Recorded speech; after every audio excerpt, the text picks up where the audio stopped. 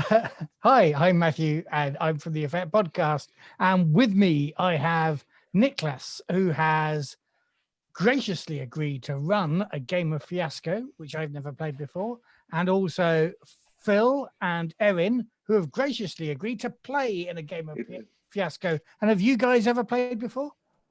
No. Excellent. Hopefully Niclas has. Over to you, Niclas. Yeah, thanks. Yeah, so great you could join. So this is going to be different from most of the games you play, I assume. Although I don't want to make assumptions of what kind of games you play. But we'll try to stage a sort of a Coen Brothers movie in 2 acts. And we'll do that in a number of scenes. And so we got a mechanic that runs this, but then a particular play set that sets us in a setting to do this, to give us some food for thought, for some well, not sort of give us some relationships. So we're gonna establish characters that we each play, but we're not gonna step them out in any way. And the way the game works is that you start by defining the relationship between the characters. And also some other things like needs and locations and objects. So I just have to interrupt with some breaking news, which is the last Cyclade preview PDF has dropped from Free League. Wow, looking already forward to proofreading it. Yeah. Okay. That was important, you see? Yeah. Sorry, I just got sent an email. We at Effect are honestly not Free League shills. Well, what do you mean? Okay, we're unpaid Free League shills. Yeah.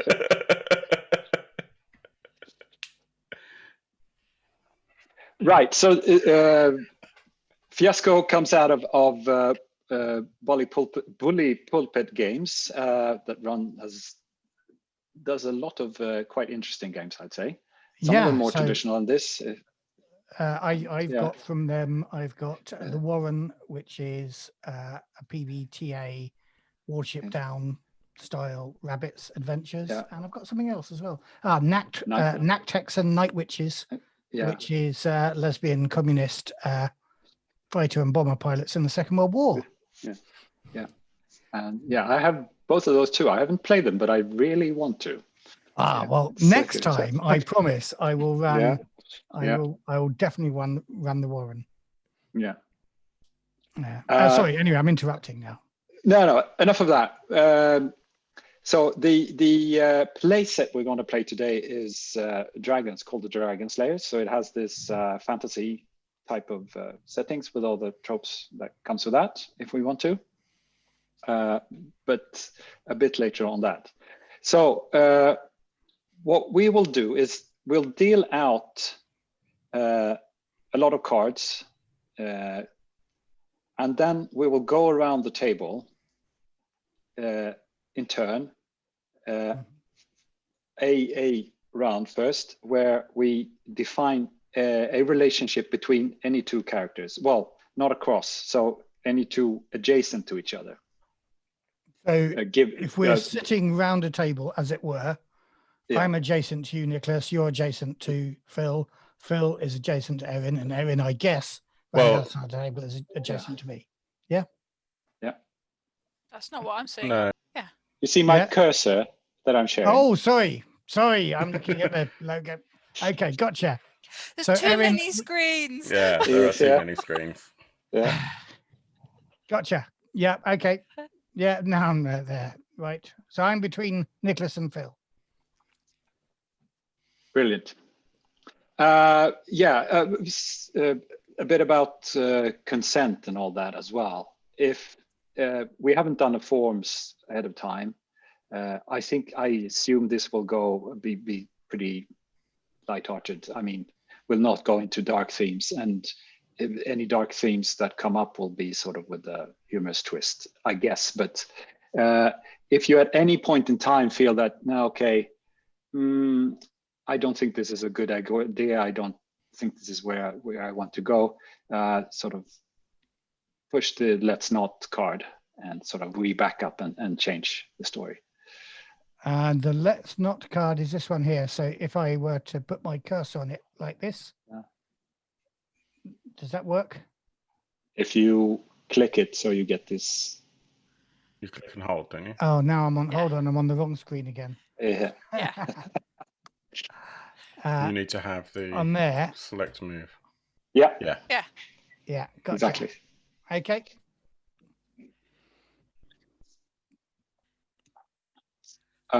So yeah, why don't we do the setup?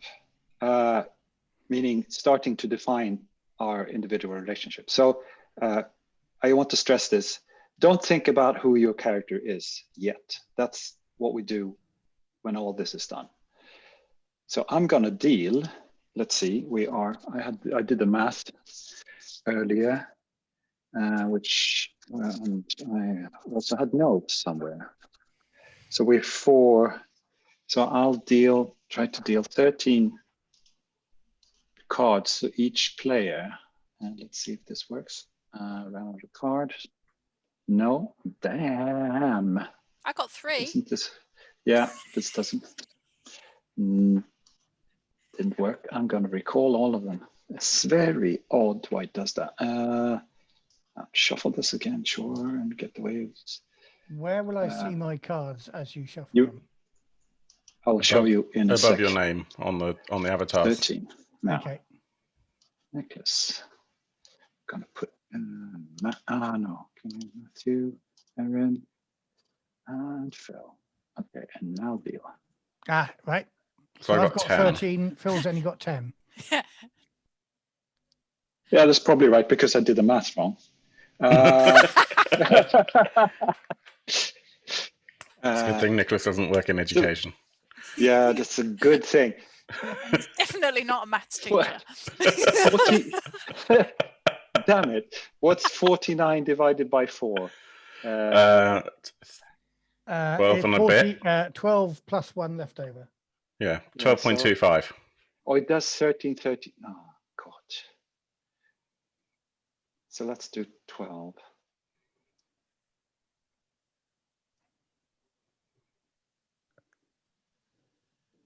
This is going great.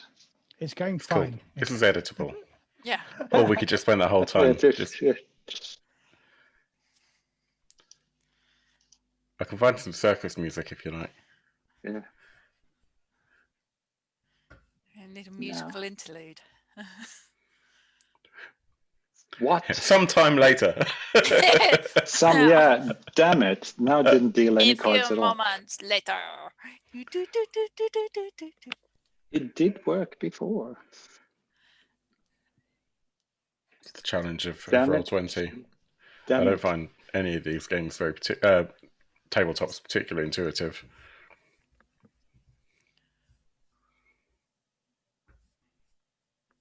There we go. Good. Let's see. Do I have?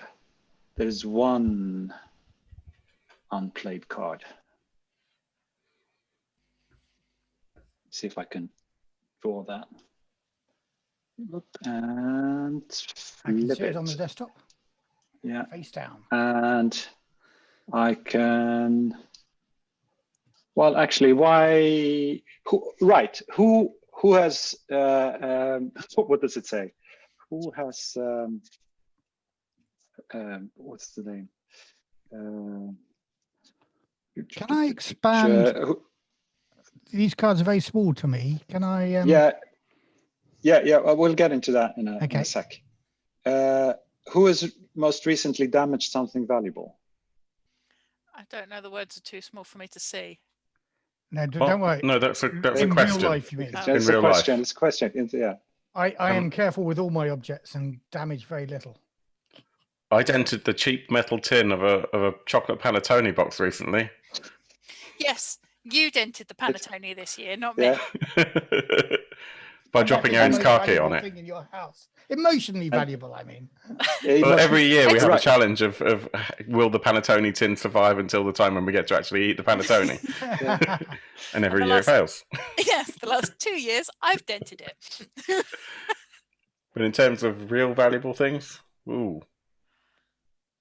Well, let's go for that. So then you start, Phil. Okay. And I'm going to give you this this last card. So if you right click on that card. Take a card. Yeah. Okay. Yep. Now, if I'm going to show this on the screen I'm sharing, if you click on it. Or click on the number. See, yeah, on the number above your. Yes. You're going to see the cards in hand, and then you can click on them and see, and they'll. See what they are. Whoa. Okay. Yeah. Okay. Yeah. Now you have these cards are different colors, and during this first bit when we're going around and establishing relationships, it's the ones with the red banner sort of on the top. Yeah. The relationships. Yeah. And what you do, so we're starting with Phil.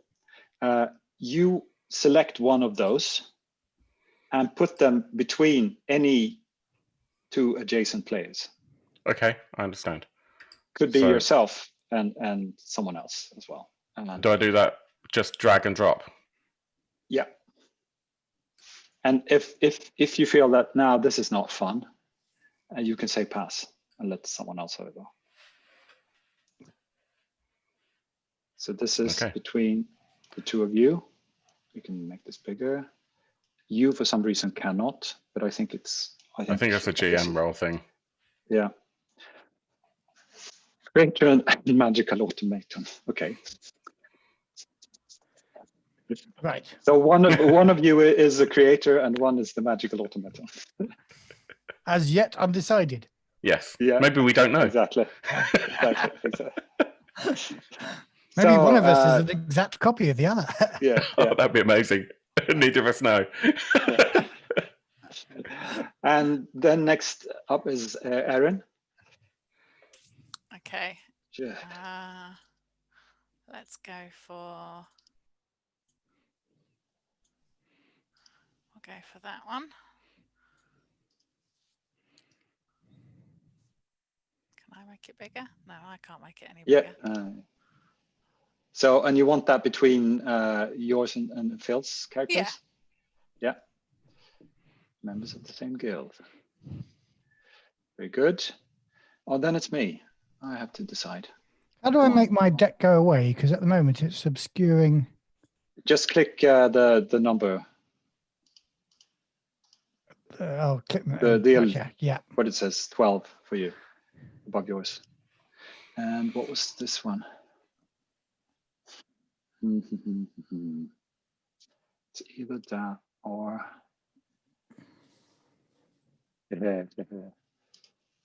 Oh, there's one as well.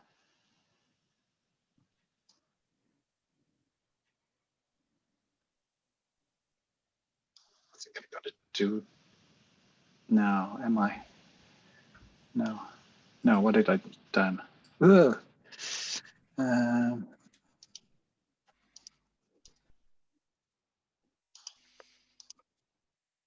Actually, can I move the relationship card from between me and Phil to between me and Niclas? Yeah, you can move it. You could. Yeah. Sorry. That's all right. I've had another look at the other cards, and I think that will work better. So there's not going to be more than one relationship card between any two characters. Yeah. And sorry, I'm taking a long time. That's all right. Selecting. Well. All right. So without sounding like I'm disgruntled, I'm going to be making one relationship, whichever one you don't choose. Right, Niclas? Yeah.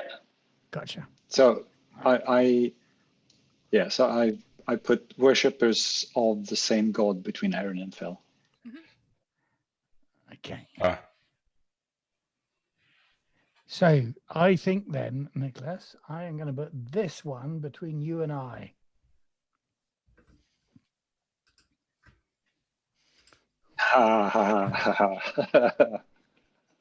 Very good. Very good. You killed my father. Can I change mine? Or is it now set in stone? It's if you have something that you think would be more fun, sure. I do actually. I think if I take that. Damn it! I thought the fact that we were identical copies of each other and we don't know whose father actually got killed by Niclas. Well, okay. Oh, no, go.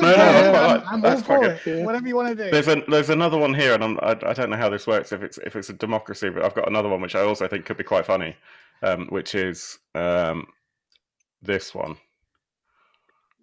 Let me see. Disgruntled elves. We are disgruntled elves. Yeah.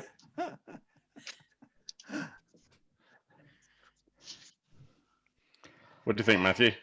Co-host Dave plays an elf in my campaign, and he's always disgruntled. So, so yeah, I have a role model there. Never tell Dave that he's your role model. Or a bad role model. Right. Okay, that's relationships. Now, we still have other cards left, and so we're going to put one other cards. Hang on, I'm just going to go and answer the front door. Sorry. Oh, I didn't hear that because I've got noise cancelling headphones. Alrighty.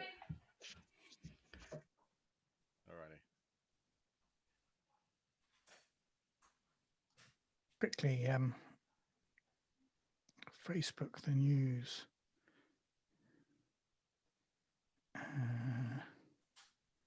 Oh, we're in the right place.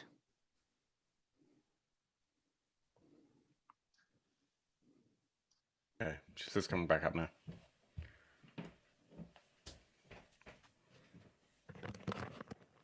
Sorry about that. Worries. Right. Now to the other three types of cards.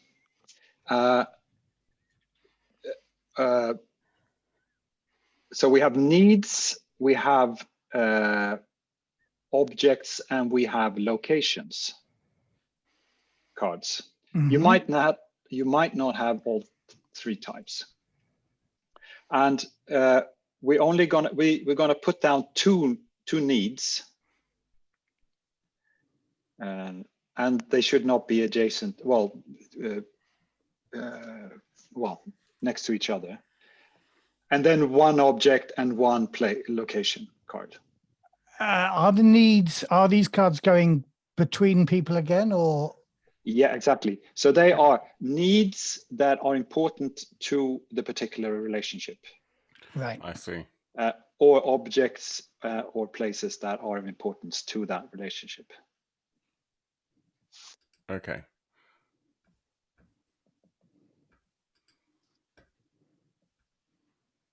So I have I've got, okay, I see. Yeah, I've got one need and two objects. Right, you might not have all of these.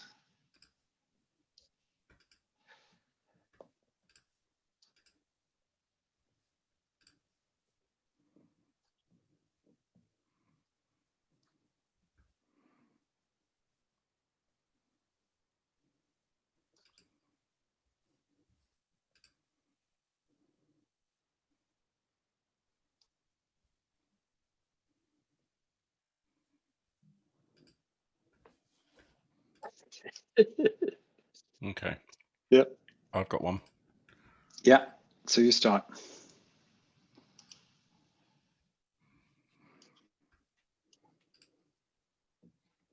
Massive pile of gold coins, right? Good. Between Matthew and me.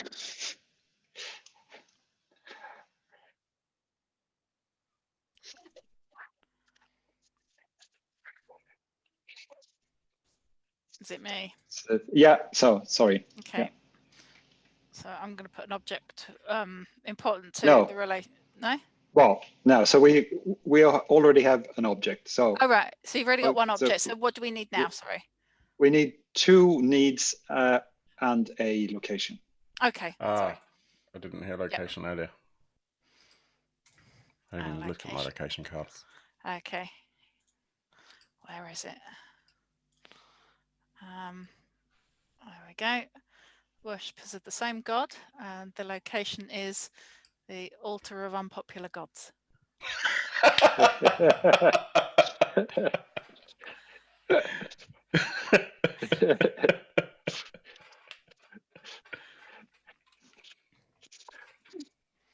Right. So then it's needs. So there are just 2 needs, and you're doing a need, and then I'm doing the last need, right? Yeah, exactly.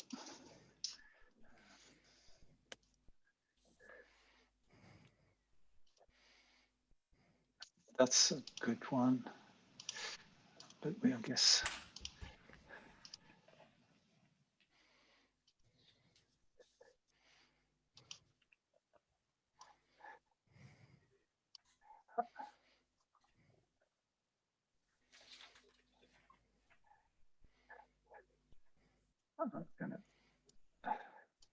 Whoops.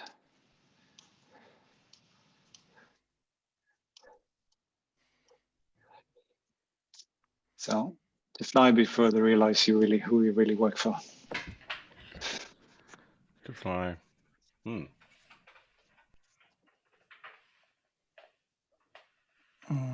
I see that? So I can't read before they realize who you really work for. Gotcha. Ah, right. Okay. That slightly changes the need that I was going to put. Let me have another quick look.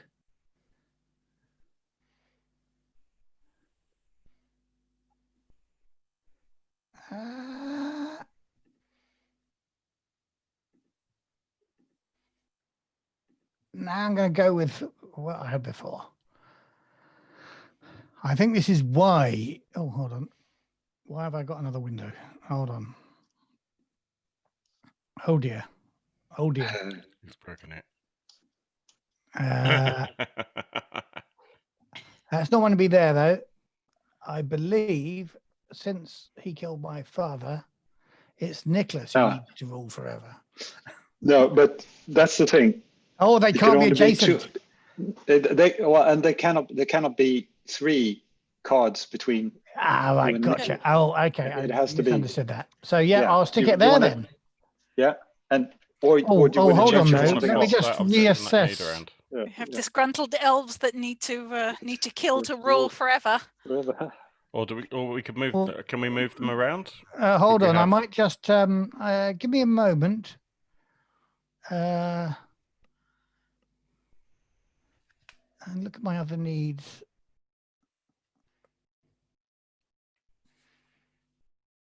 I might do this one instead.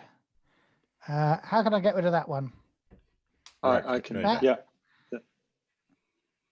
And I think us disgruntled elves will do that instead. To crush your enemies and use them for necromancy. I love it. As a sacrifice to an unpopular god. Well, necrotic gods are never that popular. Right. And so now we try to figure out who we are and why we are and where we are. So let's say what the do I have this here? Oh, go away. Oh, don't like this. So you read the score. I mean, it's yeah. This is a sort of what you read on the back of the DVD or VHS. But I mean, it's up to us to choose that. But sort of. Right. Yes. So this is after the adventure, as it were. Yeah. We're back in the inn, boots on the table. Yeah. There might be a dragon involved or not, or. That might be a metaphorical dragon. Yeah, whatever we find interesting, and Hmm. also given now the relationships and whatnot that we have in between us. Okay.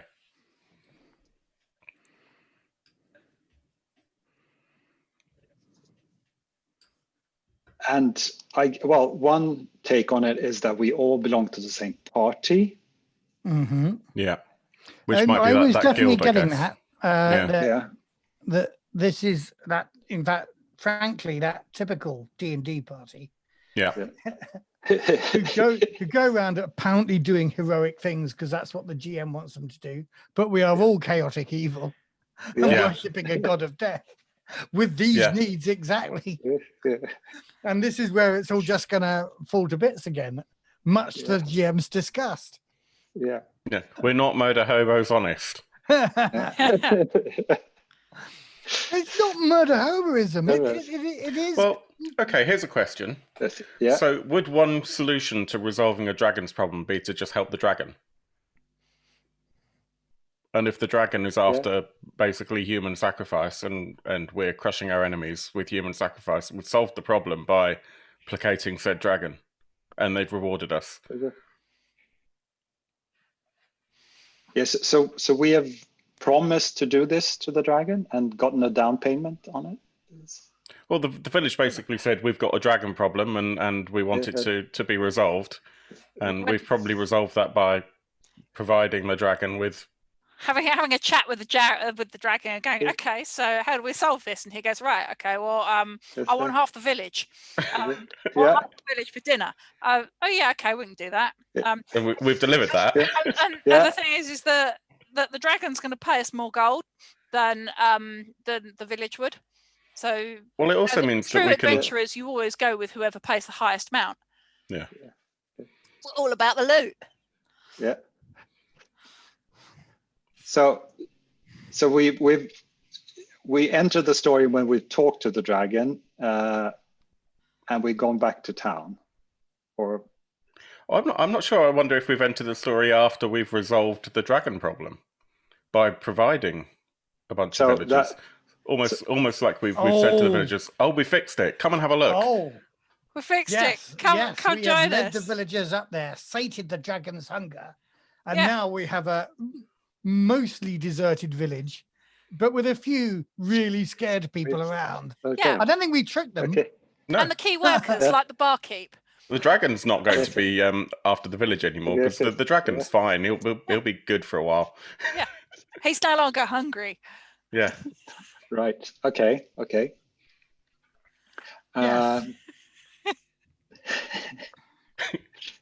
Solved the dragon problem. Yeah.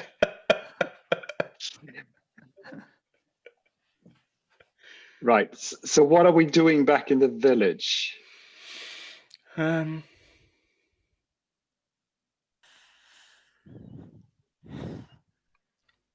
Well, I suppose that's a good question. If we've done that, then I guess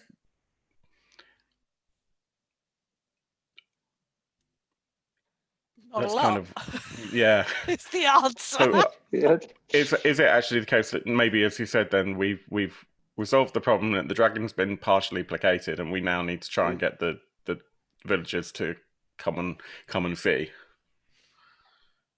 We've been given some loot as a down payment. I don't know. Yeah. Then that means that we can then regale the villagers with the stories, and then.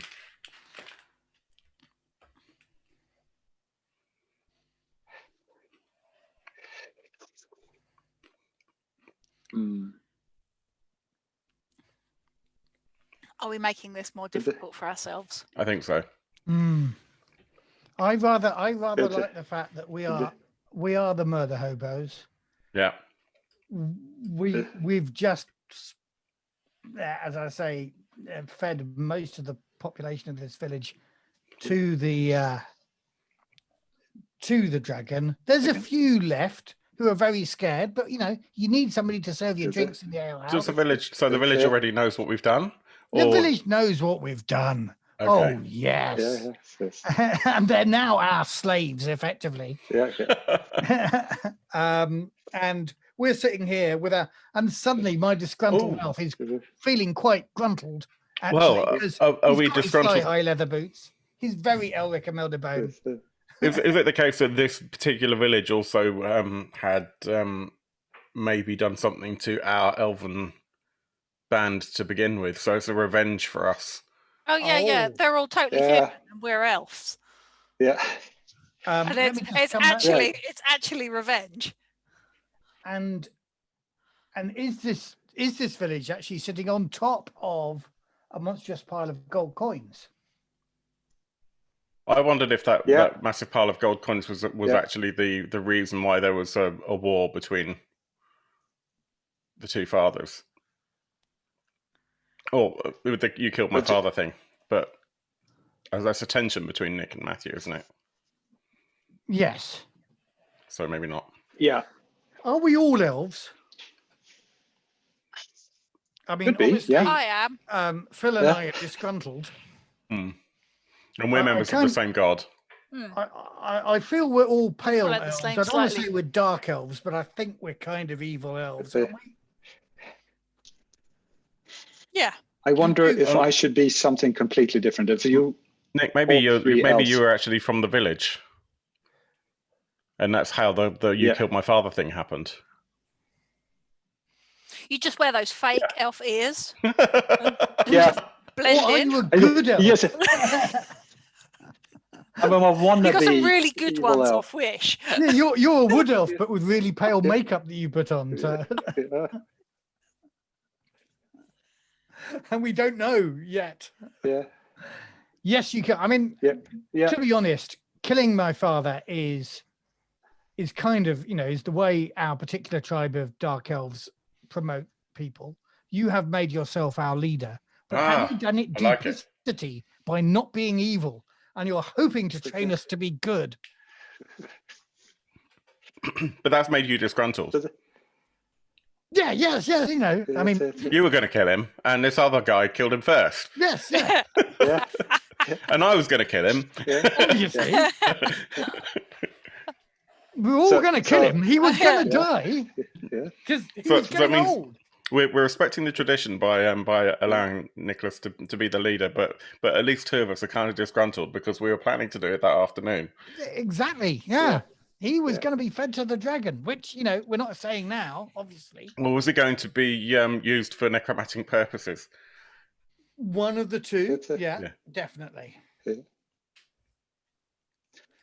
Right. So I'm a human wannabe elf that has assassinated the father of your character, Matthew. What? Or possibly Phil and I are brother? No, I don't know. Yeah, but definitely my father. Yeah. You might. Good. You don't need to be related to him. To kill him, though, adopted son. Niclas is the adopted son, and we're the actual sons. Fucking Thor all over again. I'd rather not. Yeah, why not? Yeah, the adopted son. Yeah, and there's things that we can use. Yes, good. So that's, and we have this guild relationship. Oh. Me and Aaron. So are we assassins, for example? Or is that true? Yeah, we can go assassin route. I always tend to sort of go towards barbarians, but let's go assassin. Yes. Yeah, because that sort of fits with the elven thing, I think, a bit more. Yeah.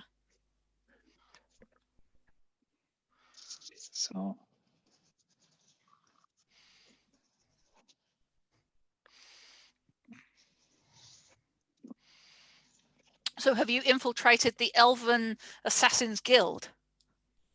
Or were you just taken in? Maybe. Maybe you were taken in after you killed the father and therefore became the leader of some. Well, I'm thinking I could have been.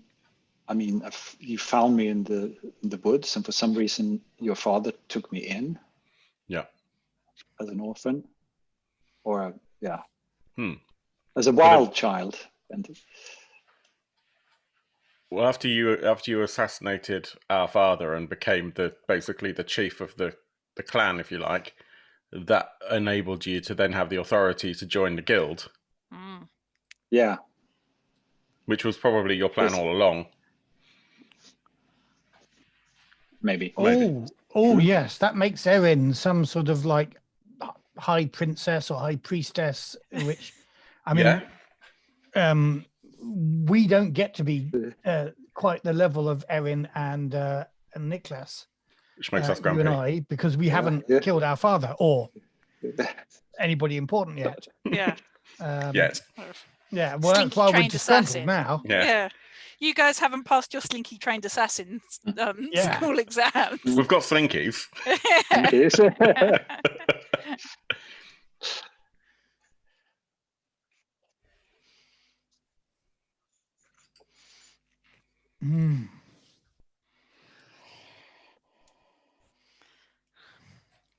So, do we all worship the same god, or is it just some weird random god that Phil and I worship that's really unpopular? I think it should be some kind of really random god, but something to do with necromantic stuff as well. Yeah, I might not be quite as into him or her or it as the two of you are, but I'm definitely necromantic all the way. So so I'm aware of him. He's not so obscure and unpopular that I don't even know him. Well, it depends. Is this unpopular as in not liked, or unpopular as in no one else bothers? Or I think it nobody could be knows. either. Or both. Yeah. People don't bother because he's not very good. If you like living, then you don't like this god, because it's all about feeding the bones of the dead to sate his thirst, whatever. Anyway, we are evil, I think, aren't we? Therefore, people generally don't like what us. is evil? We're doing what we believe to be the right thing. It's appropriate for us to do it. Well, absolutely appropriate. How else would you crush your enemies? And we should crush our enemies because that's the right thing to do. Crush our enemies' bones and feed them in our rights to the god to give us power. Obviously. It's the right thing to do. Yeah. But we're generally unpopular, I think, compared to people who like to go on living. We don't have to tie everything on the table into the backstory. I mean, if we want to, we can, but we don't have to. So things can come up during play as well. Okay. I believe that the location where this particular god's altar is would. Oh, have you lost me? No, you're still there. I just had an unstable internet message. I was going to say the location and the altar of the unpopular god all fits in quite nicely. Treasure's nice to have, obviously, but does it really fit in this story, or is it? Well, let's. Well, at the moment, does it fit into the story? We may discover a great big pile of treasure. Yeah. And that may change things later on. Yeah. As it so often does. Yes. Yeah. Who is the god? I mean, are we looking for a god that is particularly a fan of crushing enemies? It's either that or his name's Derek and he's the lesser of two evils. Yeah. Trumpus.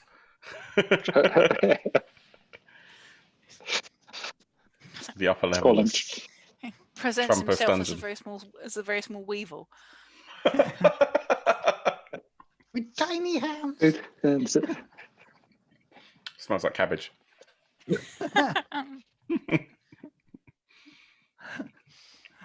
Right. GM. Not a GM, but GM. Lead us. So, do you feel that you have a sort of some idea about what your character is about?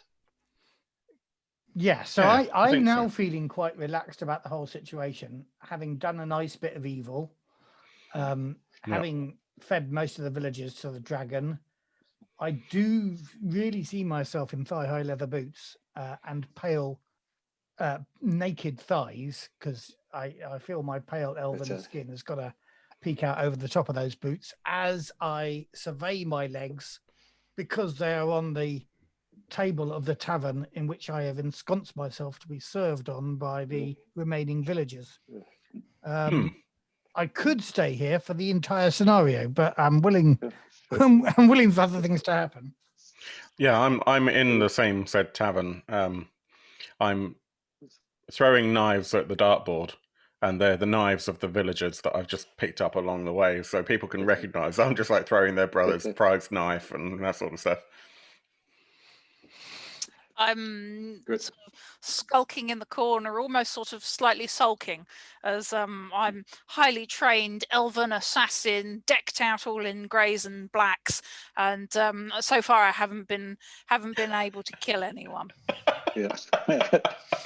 You haven't been able to kill anyone. Whatever. Well, we just sort of we fed a bunch of We've let the villagers dragon do to it. the dragon, and the dragon got all the fun. Wait, are you saying that you want to go? Well, I have to put my skills to certain uses, you know. Otherwise, I might as well just be a negotiator. You know, sitting here, just I've been at assassin school for 5 years. I've trained really hard for this. Look, you can kill this serving wench over here, or you can kill the fat landlord. They're both here. Kill They're the both landlord, eminently then- killable. If you kill the landlord, then the serving wench can still like get us our food and drink. If you kill the serving wench, then the landlord's not going to do that. I doubt he's I think he is. not with any skill. Let's go steady on the killing for the moment. Right? Always you, Niclas. You're always with the steady on the killing. Do we really have to murder these people? Whereas, of course, we have to murder them because we don't get enough bone dust for our necrotic rituals. Dad said we have to do at least, 3 square killings a day. Dad schmad. Now shut up. Right. So I have one question. So we are an elvish band of some sort. Do we and this village? Do we come from?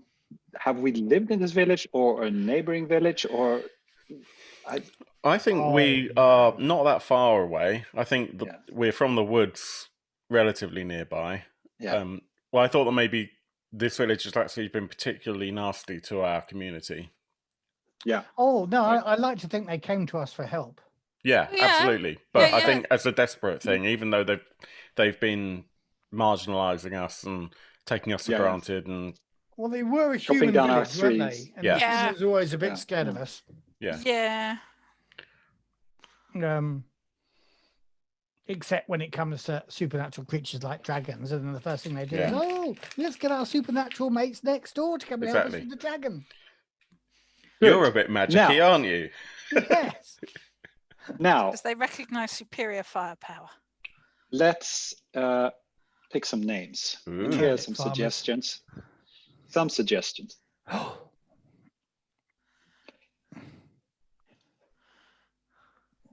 Well, I take offence at dragon slayers. Can we? Are we able to zoom that a bit? Yeah, just click on it. Oh, hold on. No, I need to click on it on the right screen. Well, I can do this if that helps.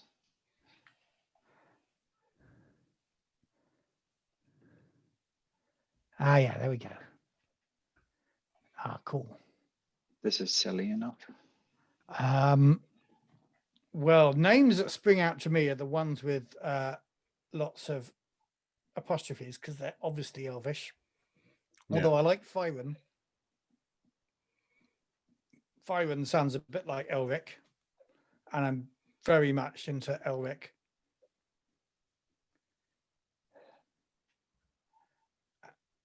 Yeah. If nobody else wants Fyron, I think I might take Fyron. I can't even. Oh, Fyron up there. Yeah. Or Melduriel. Yeah. Oh, I'm torn. Melduriel sounds. Oi. What the? Well, taking your point, Phil, obviously what we do, murder of innocents to feed to the necrotic god, is by definition good. Yes, absolutely. We are helping the world to be stronger. So, Melduriel the Good sounds perfect for me. Okay. Silver Blade the Deadly. Ah, yes, that is your thing, isn't it? After all, being deadly. And it's in no way pompous and elvish at all.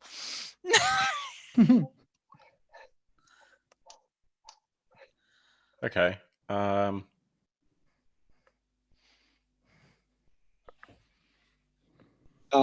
Let's see if you copy paste. Why isn't this working? God. So if I put this here, Erin, can you double click that and edit it? No, I'm Jeffrey the Asparagus. No, Jeffrey so that's my name. That's my name. But so if you can you double click that? No. I think you have to also be a GM in order to edit the cards. From what I was reading before, really, really silly. Yeah. Oh, we could all just have the same name. Yes, it's part of our culture. We're all Jeffrey Asparagus. So what was yours? Goes by Jeff. Jeffrey. Sorry, mine's Silver Blade the Deadly. Come on, why doesn't this work? You guys are probably too young to remember the Not 9 O'Clock News advert about the BL ambassador. I do remember Not 9 O'Clock News, but I don't remember that. I don't remember the advert for it, but yeah. Erin was force-fed that as a child. I do have. I do have Not the 9 O'Clock News on video. Have you got and the on audio Bob? tape. No, Bob's got it. And it was the BL ambassador made entirely by Roberts. Silverblade. What's Silverblade the Deadly? She was.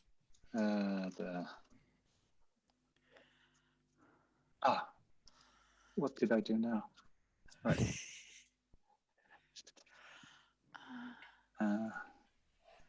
Copy, paste. It's come up. Oh, yeah. Phil, you were. I'm going to be Zadkiel. I'm trying to think of a.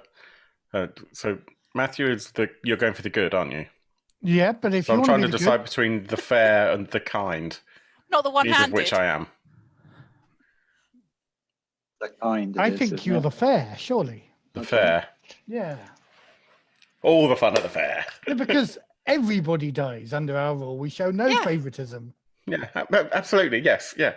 We are equal opportunities liberators.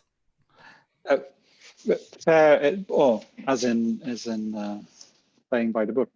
Yes, absolutely. We have a code of conduct. We don't. But also very beautiful.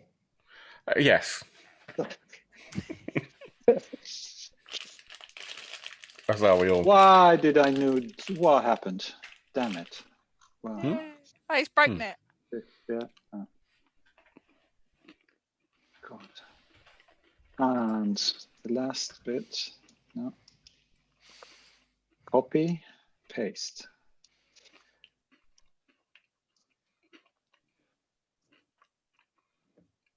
Matthew. And I am Melduriel. Melduriel, something like that. Yeah. Well done, you don't see that. I can't read it now. Well, no. That'll do. He's pronouncing it that way anyway. Melduriel the Good. You're very competent. I'm very competent, exactly. I'm good at what I do. And what I do isn't very nice. Yeah. And I'm an equal opportunity from I don't discriminate. Very good. And Silverblade has got a flatulence problem.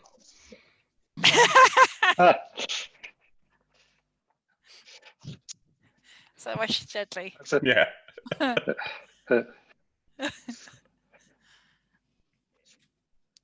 Silent but deadly. Yeah. Right. So now we're set, basically, and can start playing. And the way it's done is that we each have 4 scenes when we are the sort of at center stage. Mm-hmm. And we go around the table. Phil will start, and then Aaron, and then B, and then Matthew, and then we go one more time around. At which time Act 1 is over. We'll have a tilt. We have some more aspects coming in that should affect what we do, and then 2 more rounds. So, which will end up to be 4 each. And maybe I'll show you this playing scenes. And the way it works with scenes, your character is at center stage, sort of, and you can decide either to set the scene.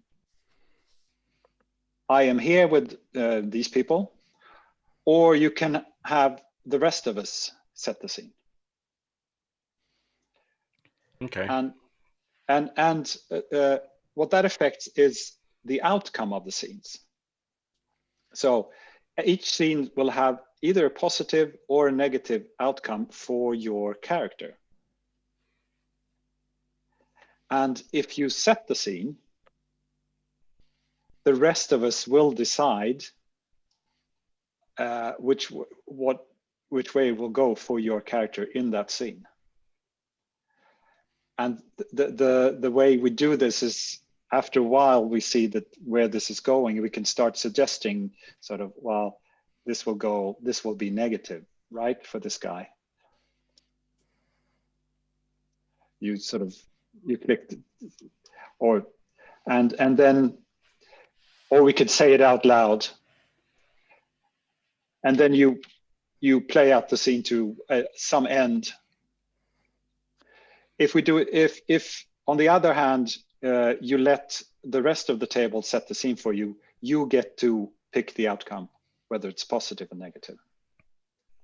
Am I right in thinking, so I did a little bit of reading on this earlier, that you could have a scene that looks like it's going really, really well, and obviously everyone else could decide that it's a negative anyway, and then you have to determine how it's negative. Is that kind of how it goes? So you can really sort of throw curveballs in. So we don't have to vote, this looks like it's going positive, so therefore it's a positive outcome. No.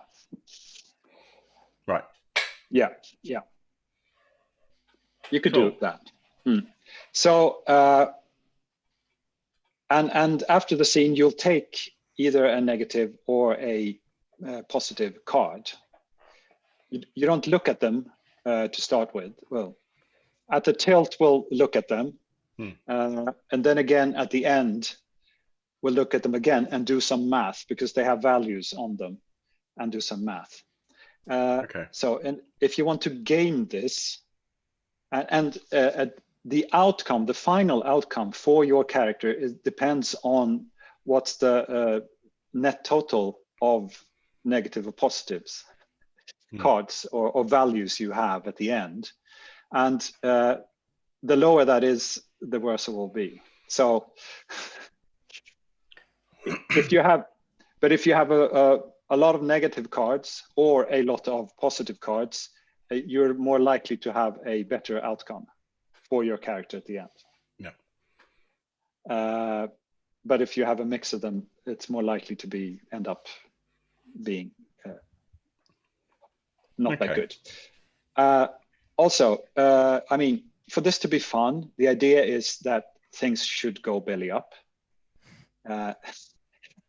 And well, don't protect your character. No worry about I know that. it's hard. It's hard. Also, sort of put yourself on the spot. What was I going to say? yeah, the sort of the tagline is for this game, Fiasco, is great ambitions and low impulse control. Yeah, no problem there. Yeah. Okay. And in general, when we do things, you can give other characters things like say things about them, that they who they are, and or how they are, or what they've done, and sort of, because that's actually helps to make the story fun. Cool. So don't be afraid of saying something about someone else. And generally, well, if we establish something, I think we stick with it, unless it's really silly. But yeah. Okay. Cool. I'll try and establish then. I'll try and establish a thing. So I like the idea that we are, or I am at the very least, in the village tavern,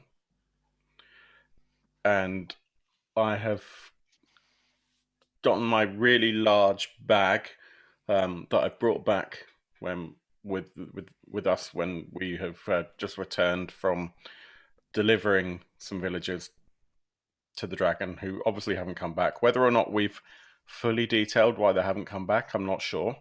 But what I've decided to do is I want to practice my knife throwing. And I am Zadkiel the Fair. So I have opened my bag of knives that I've collected from all the villagers, and most of these are the family heirloom knives and the knives that they've had commissioned, and maybe the blacksmith has actually customized all these different knives for the villagers over time. And some villagers have more knives than others. So I've opened them all out, and I've worked out who's belonged to whom by the monograms on each of the blades. And I only want to throw one knife at a time from each villager so that I get an equal distribution of knife throwing. But this does mean always fair. Yes, exactly. But this does mean that all the knives from all the villagers are on the table in the tavern, and they're all pretty distinctly of the style of the town's blacksmith. So anyone who were to, wander over would notice that basically the entire village arsenal of weapons that left the village is on these sort of 2 or 3 tables nearest to the dartboard. Right. And who would you want to play the scene with? All right, or maybe I should make this. I mean, you could have this scene as you could describe something that happens, or we could set it up, or you set it up like these persons are here, and then you play out the scene.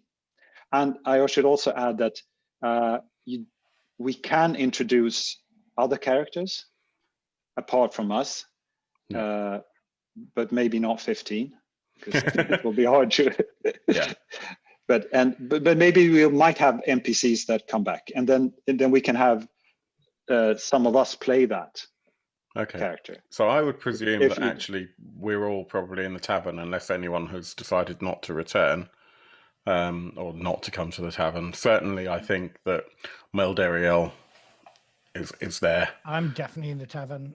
Up on the table. Silverblade may be there, but I'm not sure where. Yeah, because they're skulking. She's skulking, lurking about, sulking slightly. Yeah. And I do remember that she can, whether or not she can get a backstab in on the tavern owner or the wench. And I do remember Jeffrey, when we were talking about whether or not we could reduce the number of people in the tavern. Jeffrey was very adamant that it didn't matter what Dad said. So whether or not Jeffrey is still in the tavern, I don't care anymore, because I'm just hurling these blades into the wall, destroying this dartboard. And yeah, I think it's hard for me to gauge whether or not he's still there or not. I just don't know. And yeah, and whomever is left of the tavern. So probably at this point in time, the barkeep and at least one of the serving, well, probably a couple of the servers are there. because they wouldn't have gone up the hill to, investigate the dragon because they weren't armed.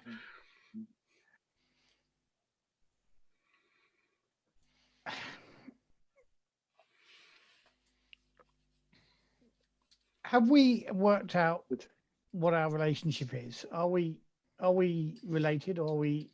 You and I? Do we have the same father? Is I think what I'm trying to say. Rather than I like the idea that we're brothers. I think that would make sense, and that's why we're both disgruntled. Is because we were planning on killing Dad first. Mm-hmm. One of us was going to, and we would have respected it because that would have kept in the bloodline. If you'd killed him before me, obviously I'd have been a bit pissed off because I wanted to win. But that all's fair in love and war. But the orphan, little Jeffrey Sparrowgrass or whatever his name is. Asparagus. I mean, you should smell his wee. Sometimes I don't think he's an elf at all. Yeah. Although I have to say, sitting here in the warm sense of satisfaction that I have now, I'm beginning to wonder whether actually he's not bad. I mean, he has some strange ideas, but look, we've just fed a village to a dragon. You've got as many knives as you could possibly, more than you could know what to do with. I'm trying to work out which ones are worth keeping. We've got a tankard full of. I've got a cellar full of ale that I can drink here. We've got our very own pub. We have, yes. Yeah, I think we should rename it. No, because we're not. I'm not pretty staying. Sure we're going to drink it dry and then burn it down. I think that sounds like a good idea. Did you say that, Erin? Yeah. From lurking in the corner, you just hear a voice from Silverblade going, "I'm not staying here. I think it's a very good idea. We drink it dry, burn it down." Yeah. I mean, more blood for the blood god, as they say, or bone for the bone god. Bone Yes. for the bone god. For Dusty, the bone god. And we're only letting these two live as long as they can serve us. Once the cellar's empty, the landlord can go for definite. So yeah, I just wonder whether we should make our peace with Jeffrey. Did you not hear how he besmirched our father's name earlier? Yeah, I did, but dragon villagers pub. I mean, yeah, but we would have done that anyway. Yeah, I'm thinking maybe I thought, I know this is a stupid idea, but maybe I thought that he wasn't going to let us feed the villagers to the dragon, and he did. So I'm just wondering whether the more time he spends in charge of the clan, the more like the clan he will become. Or we could kill him. Well, we could, yeah, obviously, but is this the right time? I think. Oh God, no! We can at least wait until the sun's past the yard arm. It's definitely not the right time. Well, I'm not saying the right time today. I'm saying, is this the right season? Well, I mean, maybe we should just see how he does. See how he dies. No, see how he does. I agree. We should see how he dies, and then we can. Anyway, it doesn't matter. He might come in any minute. Yeah. We shouldn't talk too loudly about this sort of thing. Father always used to say, "Don't talk about killing me in front of me, or I'll kill you." Yes, but the double negative in that statement was always the point. Did you not think about this carefully? That don't. He was actually saying that we should. You never learned. You never ever learned, and that's why you were never going to kill him. Boys, this is an argument you guys have had more times than I care to imagine. Yeah. Why aren't you happier, Silverblade? What? Look, I spend a lot of time training, sharpening my blades, skulking in the shadows, and I got no satisfaction from what we've just done. We did just pack off the villagers, give them to the dragon. It went in like a conveyor belt. Well, okay, did, yeah. Didn't it? And it was like mouth open. They just went straight in. Yeah, but he does drop out dragon pellets, which yes, more bone for the bone god.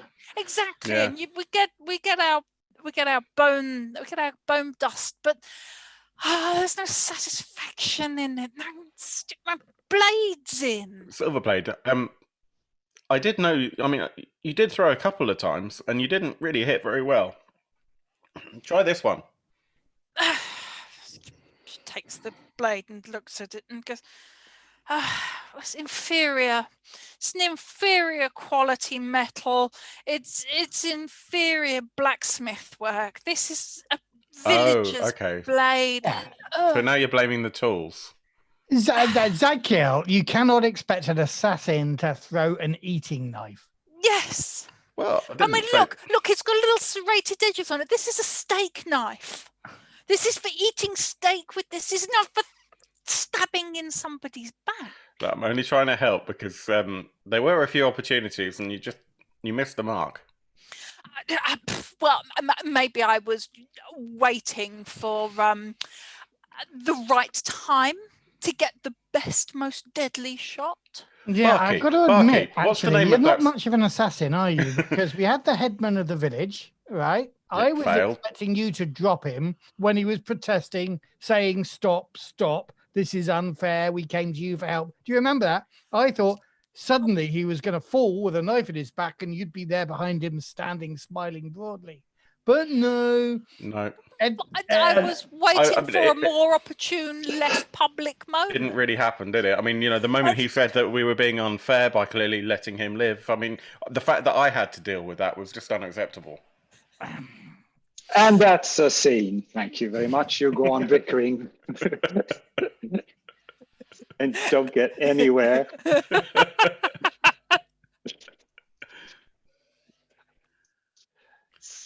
So I'm leaning towards that this was a negative outcome for Phil. I don't know what you. Yeah, I mean, not a lot positive has come out of it at all for anyone. Yeah, it was just an argument. If he was trying to get us to kill Jeffrey, then he didn't succeed. Yeah, I agree. I'm too happy. You're too bloody miserable. Yeah. Right. So Phil. Yeah. You take your cursor over the negative there, and you should have a draw should pop up, and you can draw that. It's not. You on the right window? Yeah. Because it does for me. It does for me. Let me try reloading.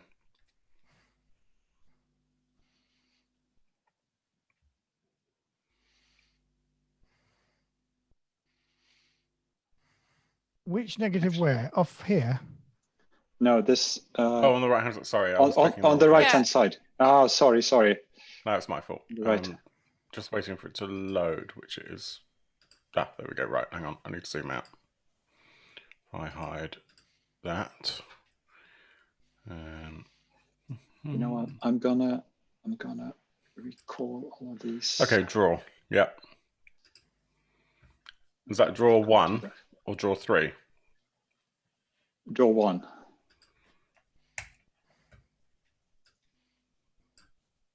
Okay. You should have got 1, yeah.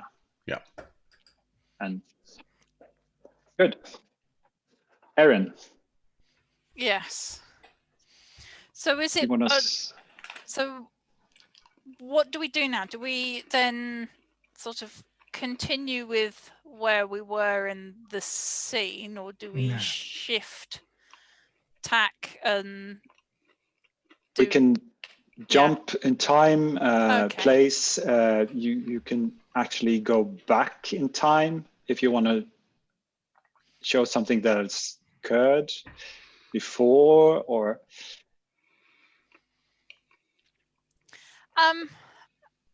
okay, or think ahead. I mean, okay, so it isn't a case of it has to be immediately. It isn't. No. Carry on from the same. Okay, it can either be back or forward in time from where we are now. Yeah. I was going to take us back in time to the point where we're trying to convince the villagers to come with us, and try and So, well, I think let's explore why Silverblade didn't or manage to kill the head of the village, whilst we were sort of convincing them all to go with them and do like that. I don't know. How does that sound? That could be. No. Yeah. Yeah. Okay. So kick off with, we're standing in the middle of the village. We've called over the head of the village. Yeah. We'll sort your problem. Yeah, dragon problem. Yeah, absolutely. We've been over to the dragon, had a chat with him. Yeah, he said that absolutely we can solve this problem. He's got a proposition for you guys. We have a solution to this whole problem, but I mean it's not really for me to talk on behalf of the rest of the group. So Jeffrey is really the best to explain to you, sort of head of the village, why what we're going to do. In the right, Jeffrey? And with that, Silverblade sort of looks at him and then sort of almost like disappears, like steps back a little bit from him. Go on, Jeffrey. This is the thing, and this might sound odd. This dragon, he's really a bit of a how shall I call it? A performer, and he'd really like if he get a big audience to watch him perform some aeronautics, and if you just do come along, about half the village or so, and watch him do his stuff, he won't bother you anymore. How does that sound?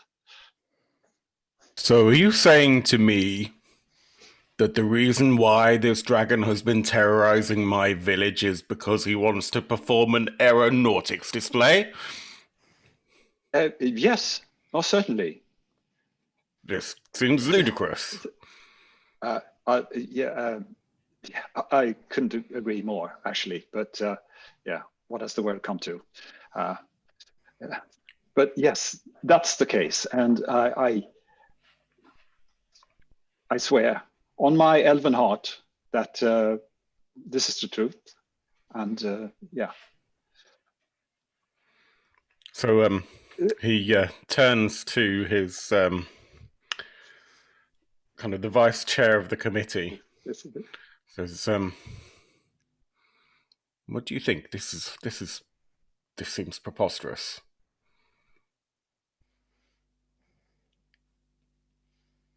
Well, I do believe there is a precedent for aeronautical displays by dragons. I do remember the Golden Dragon of Erican, which is some miles distant from where we live, is a good dragon and does indeed like to show off. But then again, the Golden Dragon of Erican never ate any of the villagers there. And our dragon has eaten, well, your brother for a start, most of my family, and I'm not entirely sure that these elves aren't being particularly, shall we say, over trusting. I always thought that the Golden Dragon was a bit of an elaboration and was some kind of mechanical contraption, hence the lack of eating. Oh. Well, that might be why his aeronautical displays were always so close to the ground. And also why the creature seems to be farting smoke and fire yes, and he had wheels for claws as well, now you think of it. Do you think that was just a particularly good fair that we went to? Well, Now you mention it, there was a large slide that went down that tower, wasn't there? Yes. All the little kiddies seem to be enjoying that quite a lot. What Helteroskeletor, I think it was. Yes, by the power of Grayskull it had.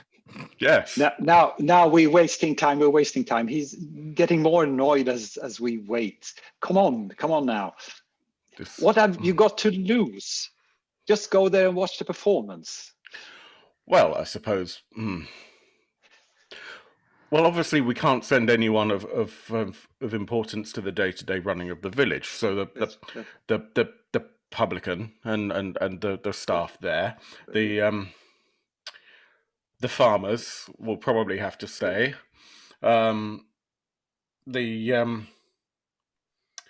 Yes, the secretarial people, the people from the rest of the town's the hall. Send the people from the town hall. I am. Yes, I think. I think maybe we could spare the more sturdy. The more sturdy people can go. I mean, they can look after themselves, obviously. So if we send Thargrin and his brothers, I mean, they're well armed. They can hold up to a fight. Fight? What do you think? Fight? No, well, no. I don't trust this, but I'm thinking that if we send the people who can carry their own, then if there's any trouble, then there won't be a problem, and the day-to-day running of the village will be fine. My child would love to see a flying dragon. My children, my children would love to see the flying dragon. So my children will go with you as well. Now, Derek, are you sure that you're going to be able to look after them? You can go with them. That's fine, as long as you can look after them. I think your wife should stay, though. Of course. I'll leave my wife behind. But me and the children, we desperately need to see this flying dragon. If there's an aeronautical display, I think it's very educational for the children. I think they should all go. Can I burst in on the scene in character, as it were? Melderiel. What does the wife do? I shout. Well, she's a seamstress, I believe. I think the wife should be allowed to go as well. But then who's going to repair my pants? What? She provides a very You seem to speak, service. Headman, that your pants will need repairing after you've seen the display. No, You misunderstand. Nobody here to repair them. Either you should believe us and realize that the whole town is going to be safe in 20 minutes or so, or you should invite everybody to see the display. No, it's unacceptable. She has a commission to repair my pants, and they're due in 2 hours. You know, we have a very important pant display ceremony later on this afternoon. We do this every year, and she needs to finish her work. So she has to stay. I'm inclined at this point to whip my sword out and murder the town guard, the headman of the village. Yeah. All right. Silverblade has been edging round all the people and sort of trying to get around. She's been trying to sort of level up to try and get in to stab the head of the town in the back, and every time she goes to it, another fucking busybody comes in and sort of, what's she doing? She's like, nonchalant. I'm thinking back to what we were talking about earlier. I think at this point the townsman was going to say, look, I think it's very unfair that you think that we should be sending the entire town out when we have an event to deal with later. It's not fair at all. And so your character bursts in and kills him, Matthew? Well, I was thinking you might start with the seamstress to prove that she will never repair his pants. Well, she's repairing pants. It's her husband that's declaring about the husband with the squeaky voice. I'm fully expecting Silverblade to to step in and kill the headman. I'm wondering if at this point Zadkiel also comes in and because there's some sort of brotherly rivalry going on. And I'm just a bit bored, and I think we should be evil. Eyes flaming red, and die, villagers! March to the dragon! That's kind of what I want to do. Yeah. Run him through. You're going to run him through with your blade. So yeah, but we'll start with the headman since you haven't killed him. Yes, which I appear to not have been able to. I'm, it could also be the fact that I've managed to get my knife caught in my pants and I can't get it out. Incompetent. So I've got a sword. It is called something like, I don't know, Morn Blade or something like that. It's not a magical sword, but it's kind of expected for people like me, Elric fanboys. So I ram it through his fat stomach, much to the screams of the populace. I think it would be really cool if at the same time as you're doing that, one of Zadkiel's knives also hits him in the chest. It's a kill! It's a my kill! You should have gone for the clerk of the parish council! Now, really a shame. Enough of this! Let's go! And and we them off, right? Start herding them towards we're fed up with this. Yeah. But this is making me happy, but I feel the duplicitous bit beforehand wasn't good. But now I'm happy because we're doing the evil thing. I mean, the good thing, which is being evil. The righteous thing. Yeah. So for the brown god! a negative outcome card for Aaron, I think. Yeah, I think so. I think so too. So you draw. We'll make sure I'm on the right one. Is it draw 1? Yeah. Yeah, that's right. I think you might. Yeah.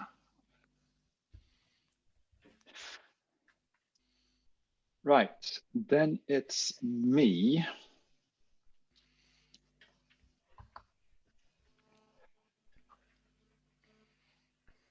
And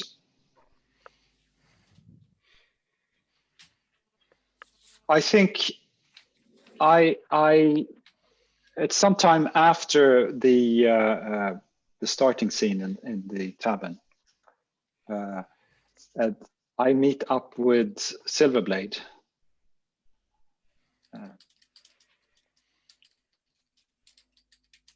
Where do we meet?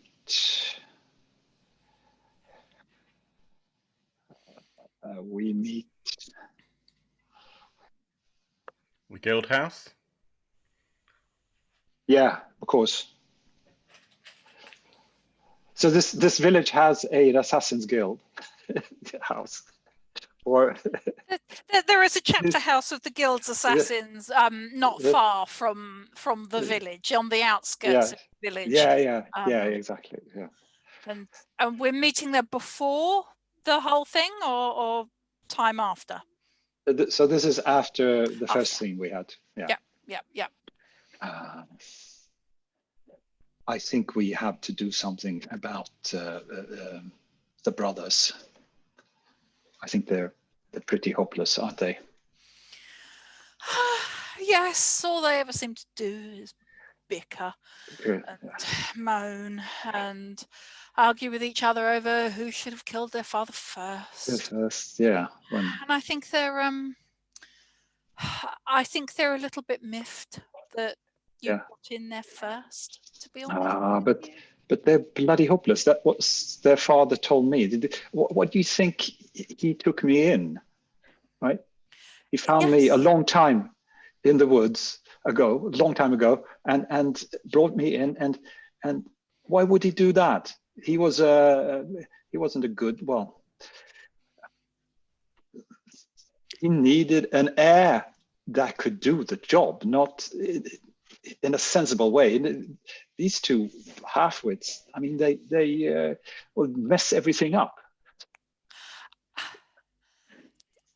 Yes, they are impulsive, and they are quite focused on on the whole reason of our party of gathering bone dust, I do sometimes think they don't see the larger picture of exactly of taking over everything, and they're ever so slightly a little bit my precious about bone dust, and that's it. Yes, I mean the fact that they're not even trained assassins, for no, goodness I'm sake. just yeah. I mean,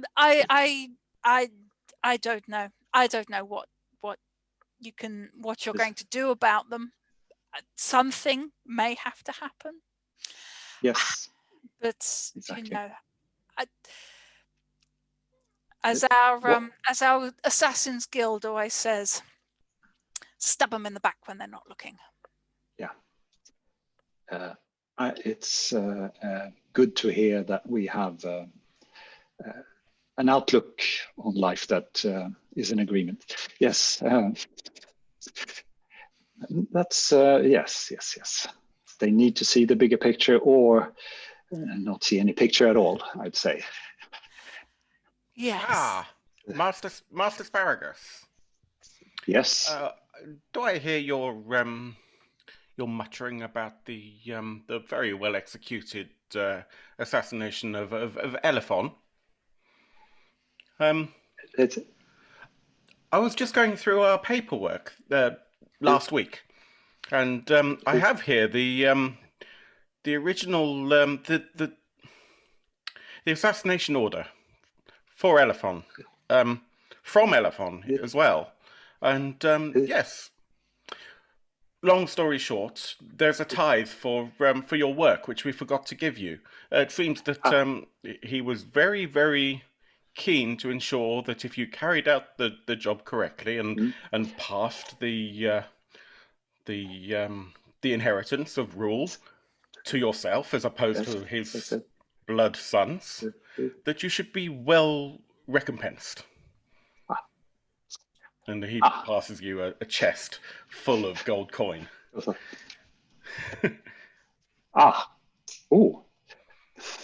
This put a silver lining on my day. Yes, apparently this was believed it was going to go to the sons, but of course, from what we hear, they're not up to the task of taking on the responsibility. Exactly. And cut. Well, I think that went quite positively for you, Niclas. Yeah. But what happens if we then say it was negative? Does that mean then we need to find a way why it was negative? But surely there's a kind of, this is about the story. Yeah. Negative for me because our father decided to put out a contract on his own life to make sure that we didn't kill him. God, I'm pissed off. If I'd been a fly on the wall in that conversation, there would have been blood and eyes and stuff like that. But Niclas, it seems to be a very positive outcome. So what you can do is during the scene, while we're playing it, start signaling if you think this should go positive or negative. And, in this case, now it's hard to change. Yeah, it's closed. But otherwise, I would have had to steer it somehow going bad. Okay, I understand. For me, and not have the. Phil came in with a literal box of coin and But you could the coin keeper. So I'm going to take a positive card for myself. No. Oh God, I'm not going to do it here. I'm going to do it here. Sorry.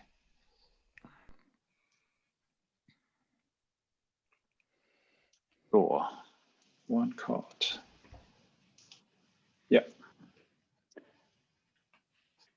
Oops, what am I doing? Cancel. All right. So Matthew, do you want to set your scene? I kind of feel I'm cutting back to my boots on the table. I have concerns. I have concerns about Silvertongue that she hasn't been happy with it. I am very, very shallow, as you might have seen. Bone for the bone god, that's fine. You know, things going along smoothly. I'm not particularly vengeful against Jeffrey because I've been able to slaughter a few villagers and feed the rest of the dragon. I've got wenches there. I'm concerned that Silverblade is unhappy. And so I'm going to try, I think, to shut her up. Not in a way that I'm going to kind of hit on her, but only out of elvish good humor. You're trying to boost her confidence. Out of camaraderie. Camaraderie, right? Exactly. I'm not particularly leching after her or anything like that. I just, you know, I'm a very good-humored evil elf, disgruntled elf. I'm quite gruntled, to be fair. And so I want to spread some of the joy around. So at some point, now I do know that my brother and she share this kind of religious stuff. I don't believe my brother is like betrothed or anything like that. There was something in my pack about spouses by an arrangement or something like that. But I think she's fair game. I don't think I'm going to be getting back on my brother here. But at the same time, I'm waiting till he's not around before I make my move. And then I'm going to wander over to the particularly dingy side of the inn where she's hiding in the shadows, moping to herself with a couple of, barmaids, each carrying a couple of flagons of pretty good ale here, I have to say, in this particular bar. They set them down. I pull out a chair, whop my feet out on the table again, and say, so, what is it that's bugging you, Silverblade? You've been off your form. I know there's something troubling you. Meldrew. Yes. You've brought me drink. I do hope it's not the horrible urine-smelling swill that your brother Zedkrill's been drinking. I'd much prefer the potato vodka that they've got behind the bar. That's exactly what I told these people to get, and they foolishly, and I'm going to kill one of the barmaids straight away. I said potato vodka. I didn't say ale. Now you bring us 4 bottles of vodka. Yes, sir. Yes, sir. Yes, sir. Having seen this sort of instantaneous display of killing a person there right in front of her, she sort of perks up just a little bit. It's the display of the knife, and yeah, Jeffrey, look. We just had to kill another one for that assassin. She's not very good, is she? So yeah, potato vodka. Thank you. And I pull up a shot glass, but I let it overflow. I'm that careless because I'm also quite drunk. Slam the bottle down on the table. Slide the glasses over to you. Knock back a couple. Vodka for the blood god, bone god. Yes, bone god. And tell me, what is it that's bugging you? I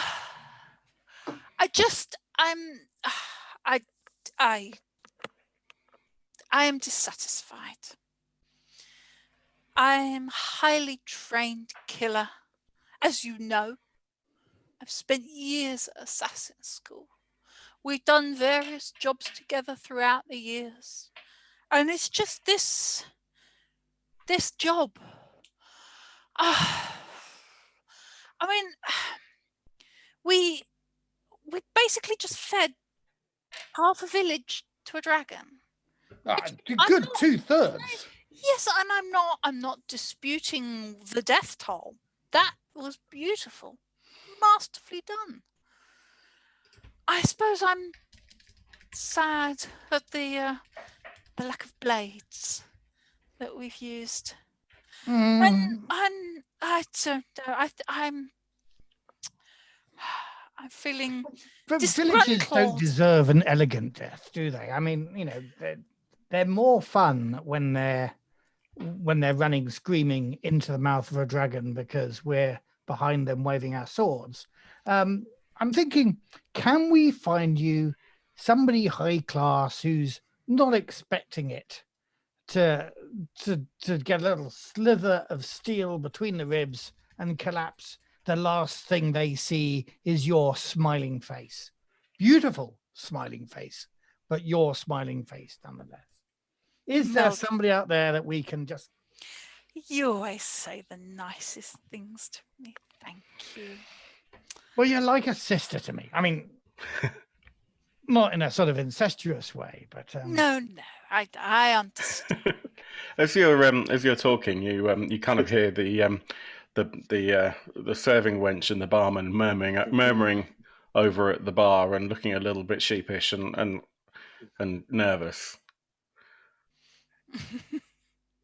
well, they're putting me off, but yes, and see, look, those two over there in the corner. I know they're not particularly. I know you was just suggesting someone sort of quite high up and important and high class, and you begin sobering up. Ideally, what I want to be doing, but do you know what? That muttering in the corner from that innkeeper is really getting on my tits. Have they poisoned us? Just look at the way they're looking at us. This potato vodka's not the best I've had. This is atrocious. Now, the thing to do to get you back onto it, they need to die when they're least expecting it, not now when they're looking really scared. Exactly. I mean, and this is my problem, is that it's so obvious, all the fighting is just so obvious. I am an assassin. I work in the shadows. My mastercraft is to be lurking and stabbing. It's not to just sort of jump out in the middle of a crowd. I have it. I have it. Shall I set myself up as bait? One of these, I will act drunk, stumble outside, vomit a little maybe, turn my back on these people. One of them might follow me out, thinking to get their revenge for their poor departed villagers. Probably the serving wench's fiance's dead somewhere in that dragon's stomach. And then you can surprise them with a swift blade. Would that sate your ennui? Oh, it sounds like a marvelous plan. And I throw up to the side of the table and say, "Well, on demand." Excuse me, I'm feeling a little bit ill. I'm just off to the Jakes. Did you successfully throw up in a targeted location, or did you miss and catch Silverblade's finery? I'm on the other side of the table. Yeah. I would have cut his head off had he vomited on me. And I sway drunkenly towards the door, somewhat more drunkenly than I actually am. I'd say to the barmaid, "Look after my drink. Look after my girlfriend." And turn around and head out of the inn, the back door towards the littlest room in the garden. Drusilla, he's lying. That was tonic water. Go on, do it. Yeah. And Drusilla goes out the back door and tries to catch up with him. So Drusilla's the wench. Why not? Yeah. She slips out. Take this, you brute, you murderer, you. She tries to stab him with a kitchen knife. I can hear all of this. I am not turning around. This could go badly for me in a negative way. I might get a kitchen knife in the back, but I'm hoping that my Silverblade will find her mojo again.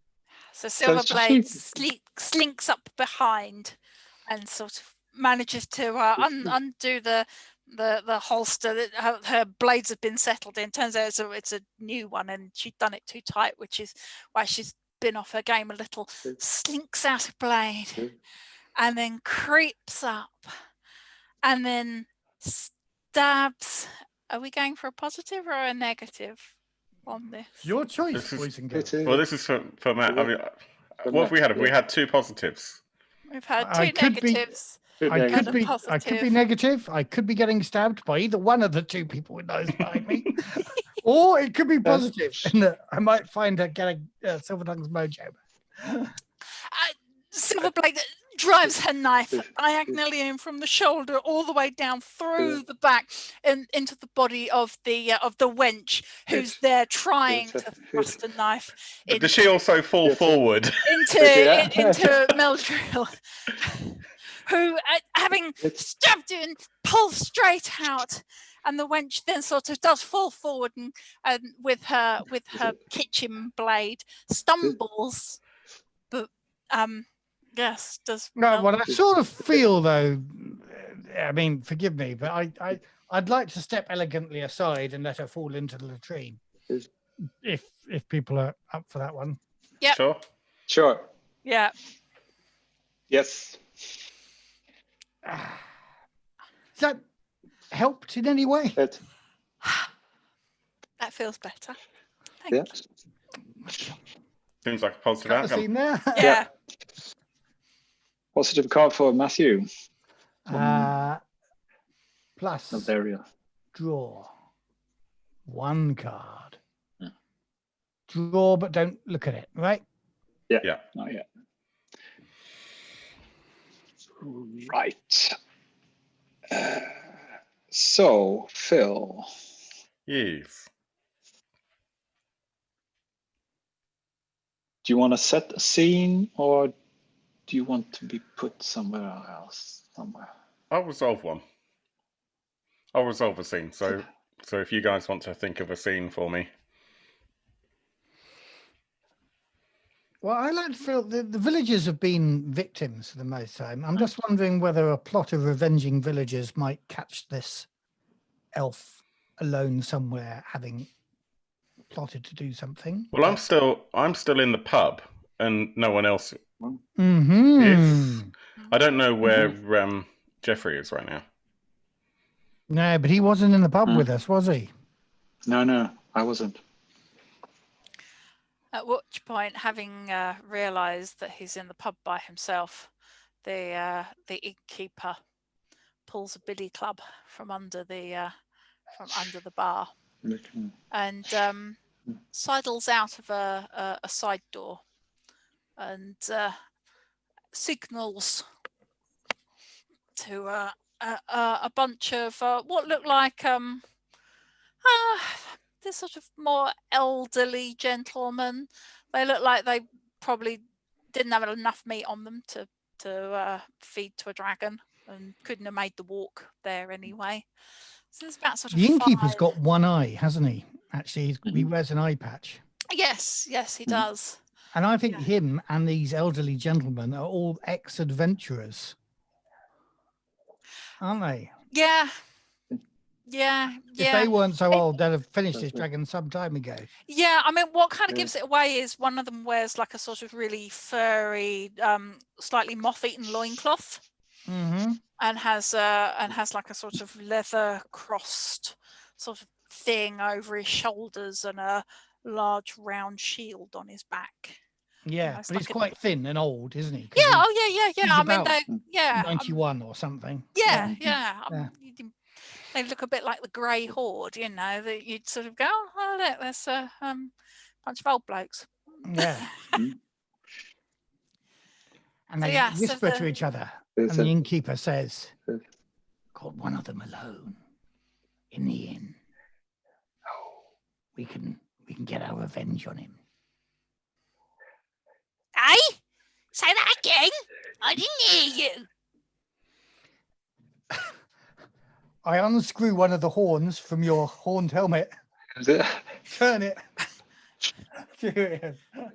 I said, I said one of them's on his own in the inn. One of them's got a scone. Yeah. Takes the horn, puts it in his mouth. Goes, well, we better go after him then. Yeah.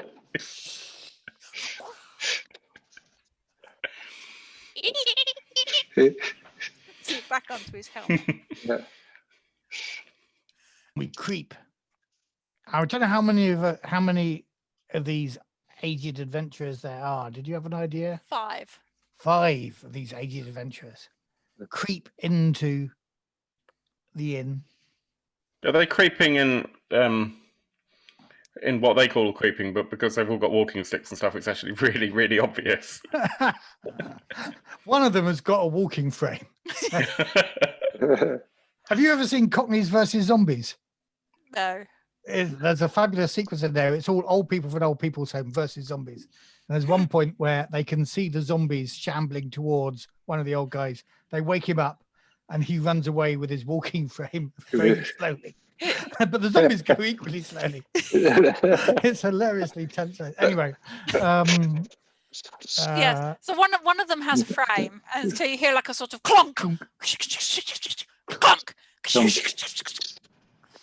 And the 4 others are in, various states of elderliness.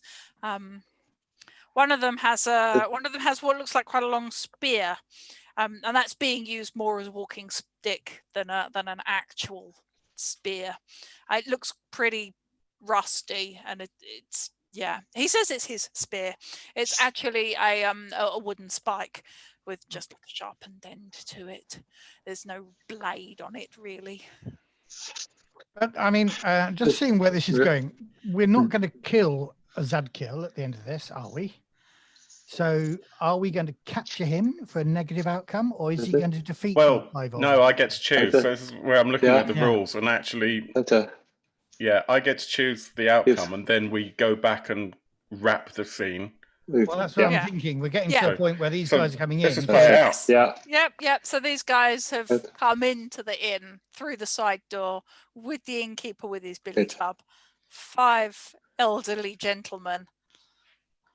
So I look up and I see these. Well, look down. 5 elderly gentlemen, because I'm quite tall, and they're all under 5 foot. And they're all. They may well have been quite a lot taller, but now they're all like this. And I think back to my my religious training, and how the core tenet of my my God is that the older the sacrifice, the more pure they are, because they've concentrated their essence of life through experience being pulled into the blood. And I've become slightly frenzied. I also look around and realise that there are 5 villagers left of that were in the pub that were younger. And so I start thinking, well, I need to be fair about this. I can't just go around killing old people. And straight away, I pick up 2 knives and pick them up by the blade, and I throw one at the first old person and one at the youngest person in the inn, and take them out. Thunk, thunk, 2 at the same time. Yes, kind of like one of the old people that was coming towards you slowly, right in the chest. Some young person that was just drinking at the inn. Yeah, exactly.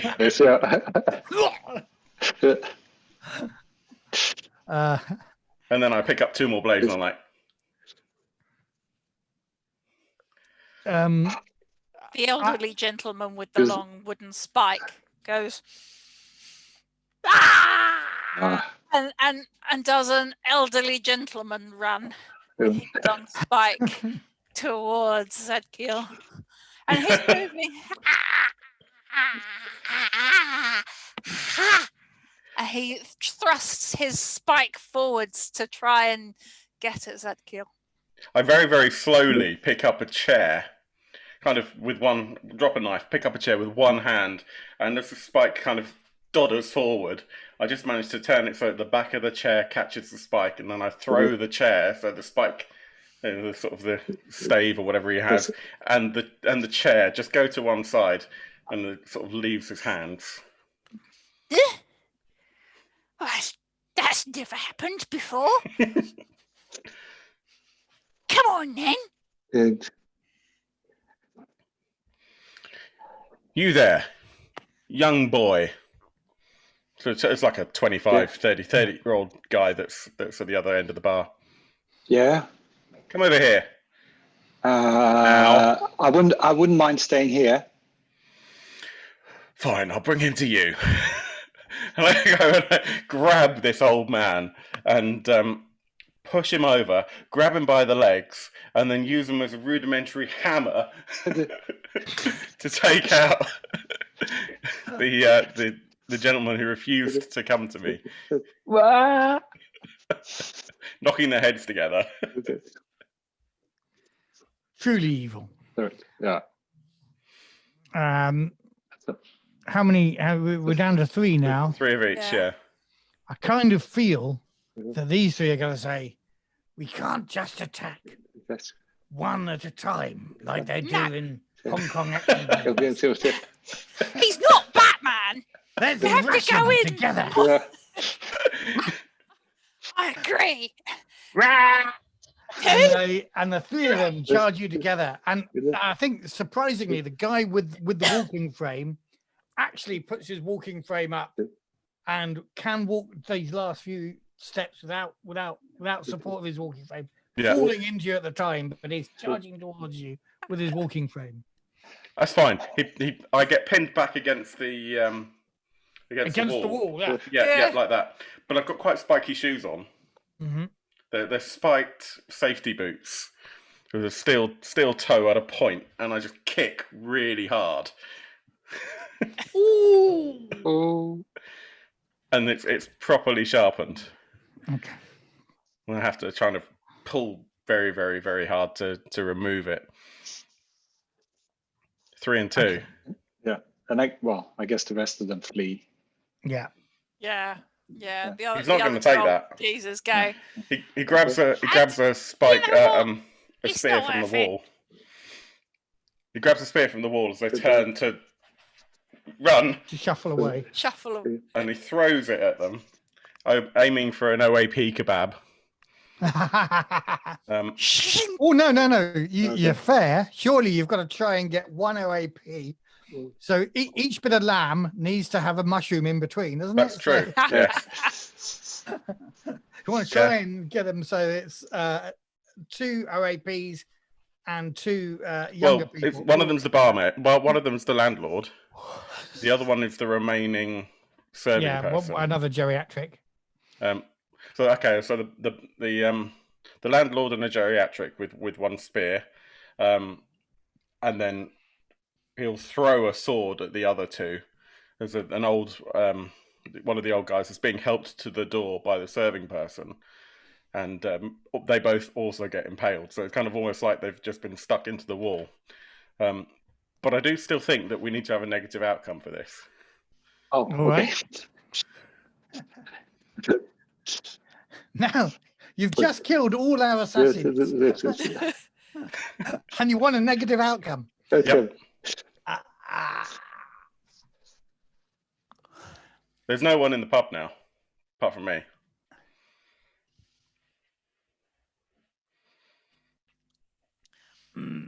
All the commotion and rocking knocks and knocking against the beams and whatnot has dislodged the large sort of chandelier type candelabra thing that hangs from, it's like large wooden wheel covered in candles that hangs from a rusty old chain in the center of the tavern. And having had people thrust against beams and well, even that last barbecue kebab, does indeed kebab all of these guys, but also slices through the rope that holds that chandelier wagon wheel up. Yes, with that, it comes crashing down right on top of Zadkiel. Yeah. Damn And it, cut the scene there. Cut. Cool. That might be negative. So, yeah. I'll get back to the that one. Draw. 1. Right. So, Erin. Establish or resolve. Let's try resolve because I think I did establish last time. So yeah. Where do we want to put you? That's the choice for you guys, isn't it?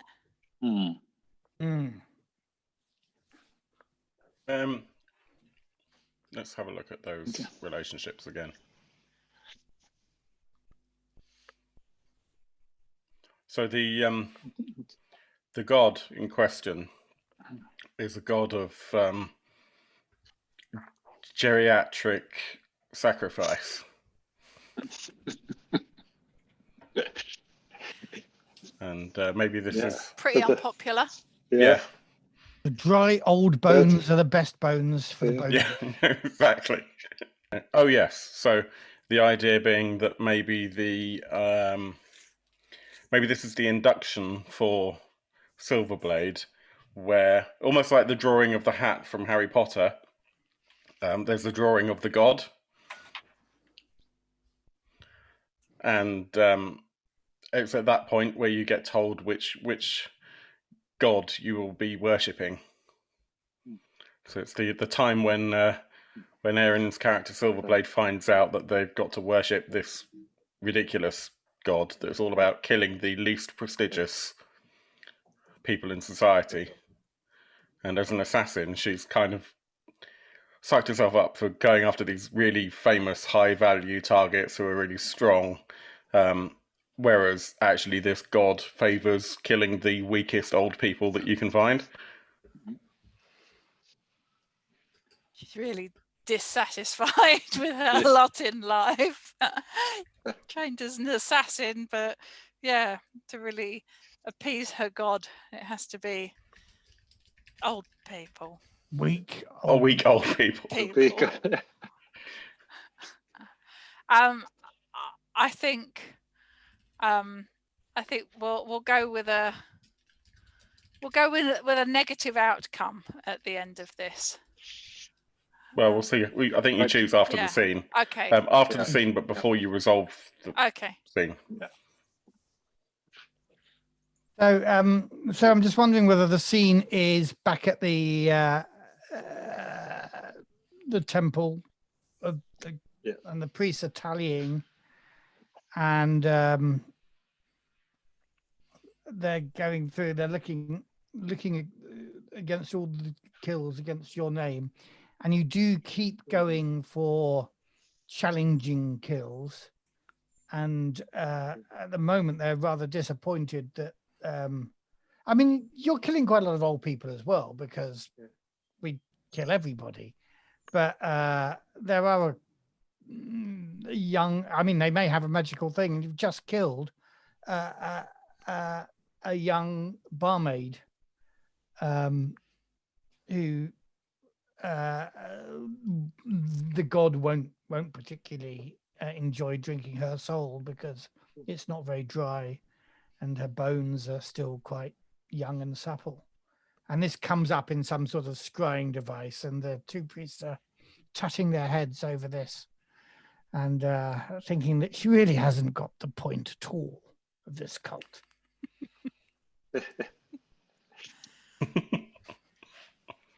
So disappointing.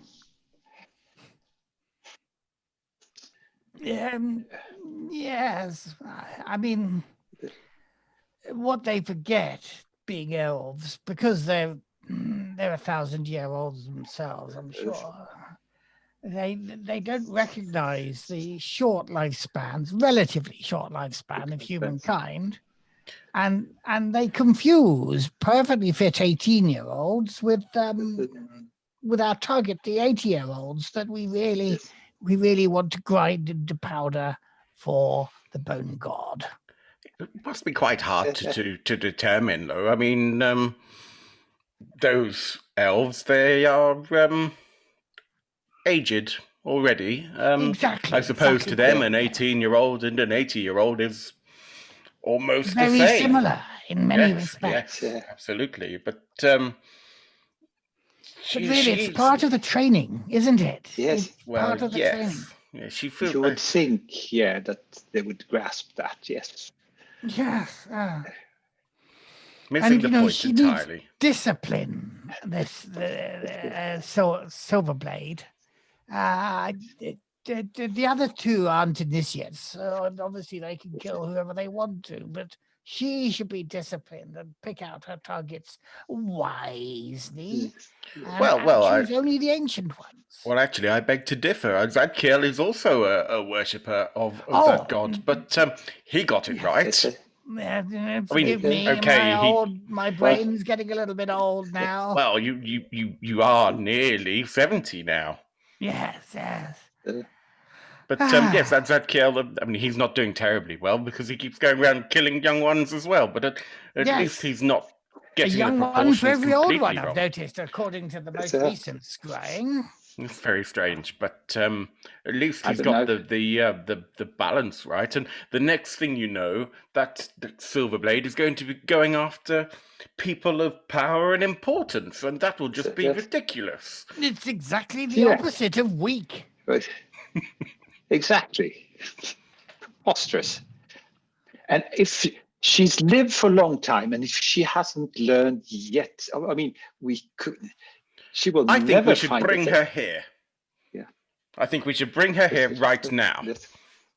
Shall we summon her through the portal? Yes. Well said. I shall prepare the summoning circle. Do you need a hand? Yes, sir. No, well, I will need a hand when it comes to standing up again afterwards. Yes, yeah.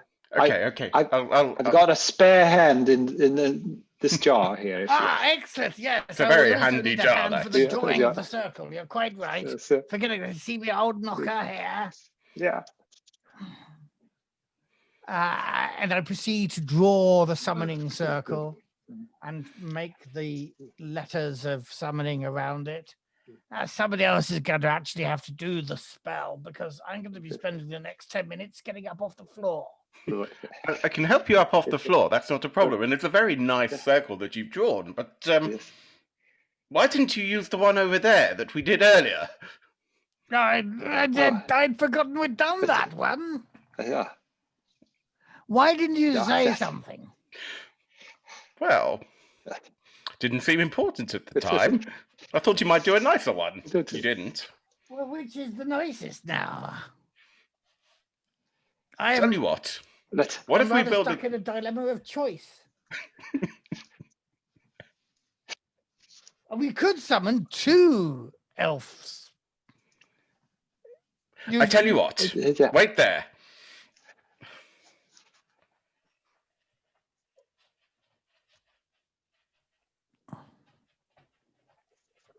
Oh, we're back. Give me a hand. Now we've got 3. One more. We could call off all of them and be done with it. I don't know where that. We'd need one for Sparagos. Yes. As well. Well, I don't even know where he is, but he seems to be affiliated with them somehow. It seems fair. Well, we don't need to know where he is, because as soon as we draw a 4th circle, then he'll be here. As soon as you've said the mumbo jumbo, I can't remember. That's your turn. You do it. We've both put our backs out. Yeah. Is it really a circle what you do? Or is it pentagram? It's a circle. No. Squares don't work. Yeah, but a pentagram. No, they're for demons, not elf assassins. Right, yes, yeah, that's true. It's a very wobbly circle. Shaky hand. I think he's getting on a bit. Yeah. This is why he's the most unimportant of the three of us, obviously.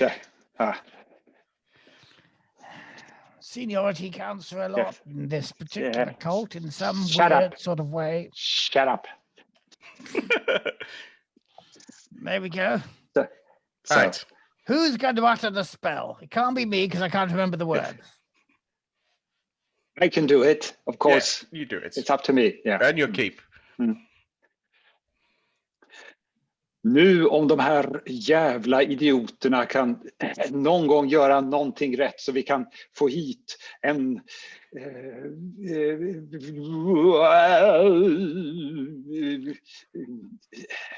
assassin. Did he order them? Or was that the takeaway? No. I think magically all 4 characters have appeared, have they not? I think so. In columns of shadow. Shimmery shadows appear in the circles. Now we have called you all here for judgment. Elders. And Silverblade bows deeply. Elders, so good to see you again. How good. The elders of the geriatrics. Geriatrics. Oh, wonderful. Yeah, Zadkiel just sort of lifts a hand up from underneath the chandelier and kind of goes, ow! So, what's this? I have important stuff to do. And we must pass judgment. What are we passing judgment over? Well, I assume we should come out of character for a moment and speak to Erin and say, how do you want this to go for you, positively or negatively? I think it should probably go quite negatively. She's been not following the ways of the geriatricious god. She's trying to punch above her aspiration level in that she's going after important people and those that are young and exciting to fight. Yes, challenging targets. Whereas really she should be, fighting the old and the weak, and she can't quite bring herself to lower herself to kill weak people. They're just so beneath her. I've got an idea which I'll bring into it. That's right. Well, I was just going to say, given that this is Erin's scene, should we, but we've called all the characters, it's Silverblade's scene, so we should deal maybe with Silverblade last. Should we quickly run through why I honestly can't remember why we asked for all 4 to come anyway. Well, that Asparagus seems to be the leader of the group, so surely he would have some say into the goings on. He should speak first. Yes. Right. Yes. But the crime, Asparagus, such as it is that Silver. It's a holy crime. Yes. What's that? A holy crime. Right. Crime against God. Yes, the crime against God. Given that we are a god of the killing of the old and weak, that Silverblade here has been killing the healthy and the fit and the I might even say challenging. The young and important people who have which is not what our god wants to drink the souls of at all, or indeed snorts the bone powder up his nose, bone for the bone god. It's completely unacceptable. Yes. So what have you to say as the leader of this particular branch of the cult? What do you have to say for yourself? I'm just going to put a bit of light. My old eyes can't actually see. Pardon if I've misunderstood some things, but here I thought you would take it upon you to care for her religious teaching her the right ways. I merely lead our activities. The religion I leave to you. Well, I think he's passing the buck somehow. I mean, surely, you're members of the same guild. You must be, what's the word? Compassionate to her responsibilities. Well, I'll tell you, the guild has its a business side to it as well, as you very well know. A business and we have, side. Yeah, and we have customers, so we have to cater for their needs and their targets. Well, that's absolutely fine, but we surely keep a magical tally of who has been murdered and when. And I have to say, I can see no contract on, what was her name? Cordelia, the barmaid, geriatric. it begins with a C, certainly. You very well know that you need practice. But this young woman was young. And there were plenty of old people in this village. And had a very important role in the society. Elders, please, if I may interject, and I am the reason you have called the group here, and it's clear you are unhappy with me. Jeffrey, our illustrious leader, he though he is an assassin, he is not a follower of Geriatricus. And I beseech you, I implore you, please send away Jeffrey and Meldriel. They have nothing to answer for in any of this. And the followers of Geriatricus are purely I and Zadriel. Zadkiel, yes. Zadkiel. I just, yes, what you say is true. However, I would just like to point out one thing. I'm an elf. The Geriatricus is an elven god. I am 150 years old myself as an elf. Yes, the difference between a human of 80 and a human of 18 is very little. But you have training. That is our point precisely. You have had years of training in the matter to recognize the little wrinkles that come out of the sides of their eyes and the way their hair goes all crispy and silvery. If indeed they have it at all. Or indeed if they have the hair at all. That's the sign. Not so much for the women. They seem to keep hold of their hair. But yes, male pattern blandness. That's what we call it. Yes, that's the one.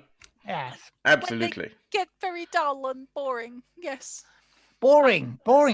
This, you must always remember, our God is a boring God. It's not very popular because it's not very exciting. Yes, elders, but why train me and have me a ruthless killer of an assassin if all I can kill is the weak? Look, we had very low hopes for you, and we hoped that you would meet them. And it's unacceptable, completely unacceptable, that you continue to alter the balance in favor of the death of the young and important. How dare you? Here we are at the upper level of the dungeon to our great and imperious leader, the Lord God, and I don't even recall the last time you brought an old man to the altar and slew them. If that is what you require, my dear elders. Bring an old man to the altar. That is what I shall do.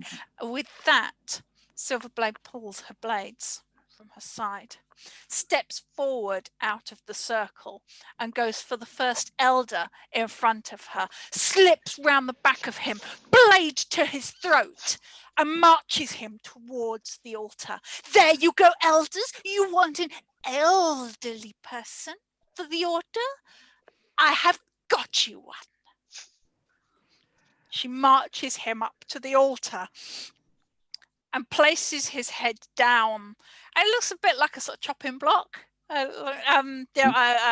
beheading block. There's a nice curve in it where you can cut heads off with. She lays the elder's head and neck, stretches it out, and takes her knife, and she's coming down to slice across his. She's getting into the position to slice across his head. And he grabs up, pulls the hand down, makes you do the cut, and starts laughing as the blood pours out of his mouth. And oh, that was an interesting decision. She's only gone and killed the youngest and least important of us. Youngest and most important of us. He's 79, for God's sake. And he was quite important. I mean, he ran payroll. Oh, that's not going to do well. Geriatricus is going to be You are quite the incensed. strongest of the three of us. Scene.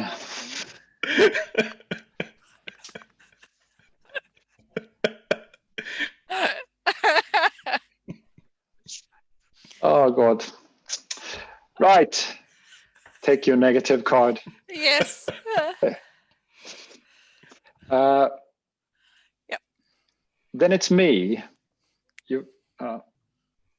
Maybe we have to keep these scenes a bit shorter going forward. Yeah. So Okay. Yeah. I think we all get carried away. Yeah. All right, and I'm going to set the scene, and it's later in the night, I guess, probably about the same time. No, wait, this must be, yeah, it's afterwards because I was summoned. I now go off, do my important bits. So you see Jeffrey hauling his treasure of gold, the chest, I believe it was, and meeting up with the dragon.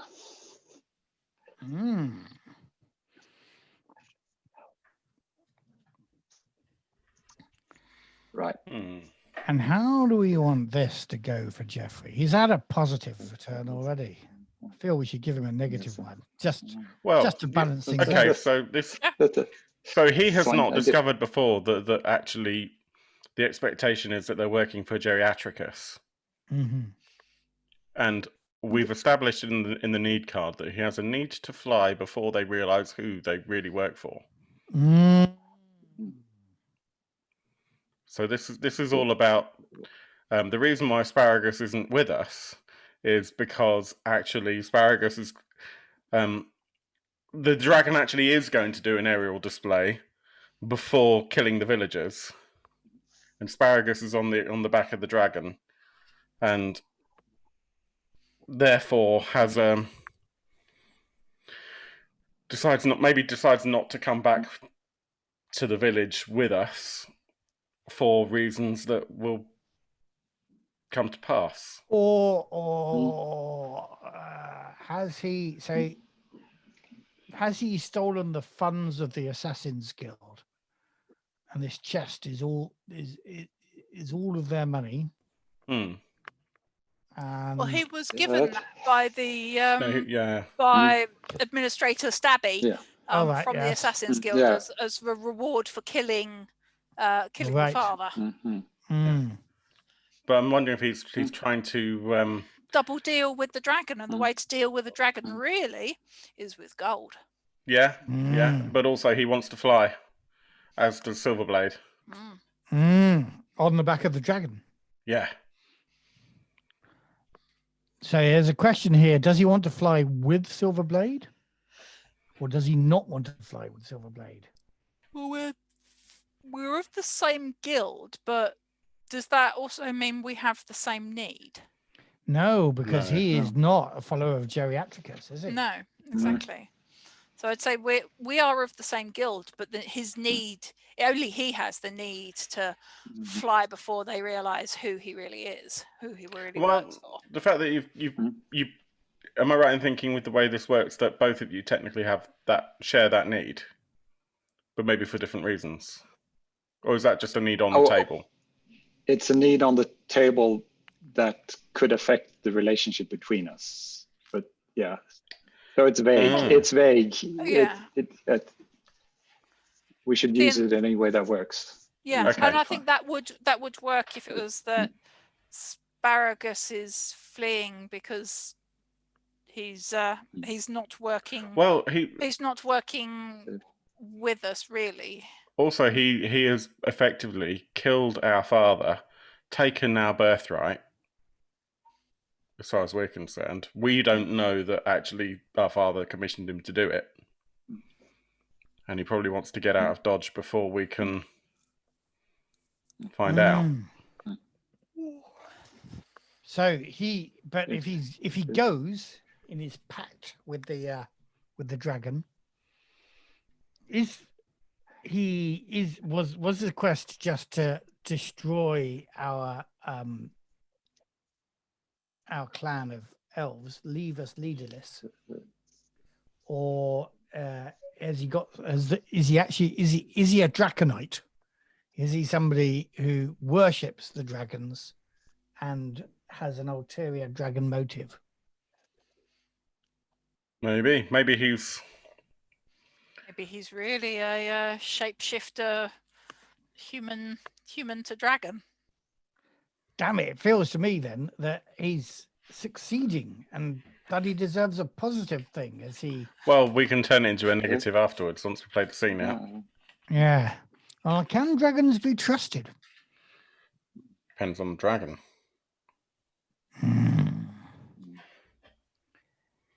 Did you bring the gold? Yes, of course, Almighty One. I like gold as much as I like to eat villagers. Yes. And what do you want me to do for you now that you have brought me the villagers and the gold? Well, kill all the elves for one thing. Kill the elves? Yes. All of them? Are you going to bring them to me? Yes, I will do that. Very well, but you leave the gold here, and I shall tuck it under my stomach for safekeeping. My stomach is very full. I shall rub my stomach scales into the gold. Feels good. Almighty One, do you think a minor portion of that could be mine? No. I'm a dragon. It's all mine. Right. That's the way us dragons work. Yeah, right. Okay, yes. But you get 3 dead elves. Very good, very good. Why does one elf want to kill the other elves? Well, maybe I'm not an elf. But you've got the pointy ears. Yeah, that's for show.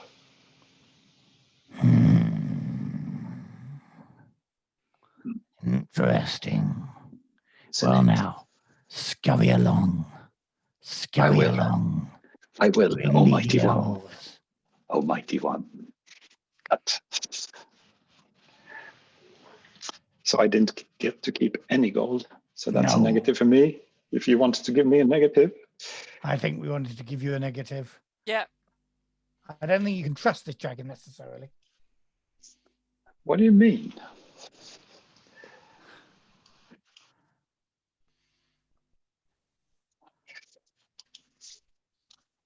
Matthew.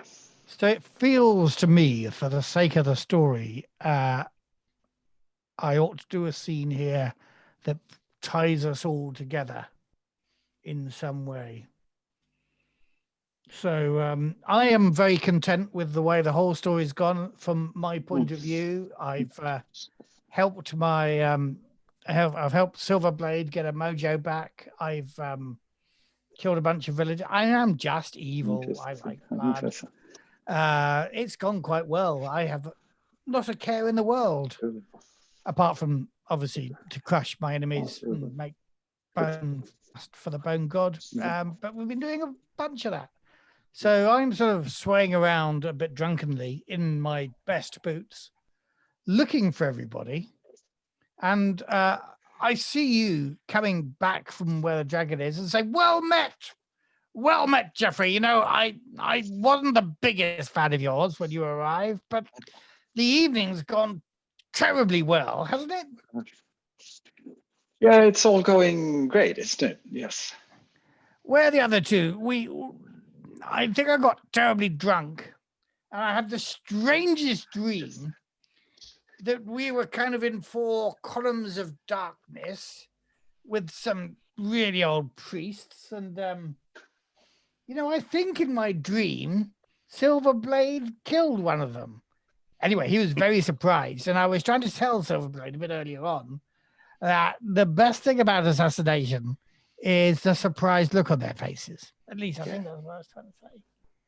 Anyway, it might have been a dream. But where are the other two now? I thought we should celebrate some more. Would it be the case that actually, although you said all this, this is like 30 seconds after the attempted assassination attempt on you, and actually Silverblade's just behind you? You've just forgotten. Oh, there she is! But it is. And I'm still under, Zachiel is still under a chandelier of some sorts in the pub. Yes, of course, there you are. Yes. Yeah, time works differently with this sort of thing. Yeah. You get to a certain age. It was that split second, that point of murder where the priest had the discussion. There she is. No. Well, let's go and find Zadkiel. I mean, we left him in the inn, didn't we? Yes, he's yeah, he I heard a bang and a crash. He may have, I don't know, fallen over. Yes. Sure, if he's been drinking as Maya, may need picking up off the floor. Yeah. Indeed. Although I have a distinct impression that potato vodka wasn't as strong as it was meant to be. But yes. With the landlord. Yeah. There you are. You're under the great big wheel chandelier thing. Shall we? Ow! Give me a hand. Oh, it's not a handy one. You want that blooming great chandelier lifted off you. Right, Yeah, let's get it off. several Get it off hands. him Oh. and lift up. There we go. This is a time to celebrate the family together. Zadkiel, come on, up off the floor. Celebrating could be difficult. The barman was saying to that wench that ran out after you, Dariel, that last bottle was tonic water, and they're out of alcohol. We've drunk them dry. Apparently so. Yeah. And we should burn the inn down. That's what we said we were going to do right at the beginning of this evening. A big celebratory family inn burning. What could be better? Our new leader is our younger orphan brother. You can be a sister for the moment, Silverblade. Let's all get together and burn the inn down, just like the good old days. Very good. Very good. For the good old days. Indeed. Who's got the fireball spell? It's got to be a fireball spell. One of us has got to... I think I've got one in my back pocket somewhere. So I think this should be I think this should be a negative outcome and you've got completely the wrong spell. Oh no, some sort of restoration goes on. Yeah. Either that or the fireball blows up in his face. Or the fireball blows up in his face. It needs something to make you disgruntled again. Yeah.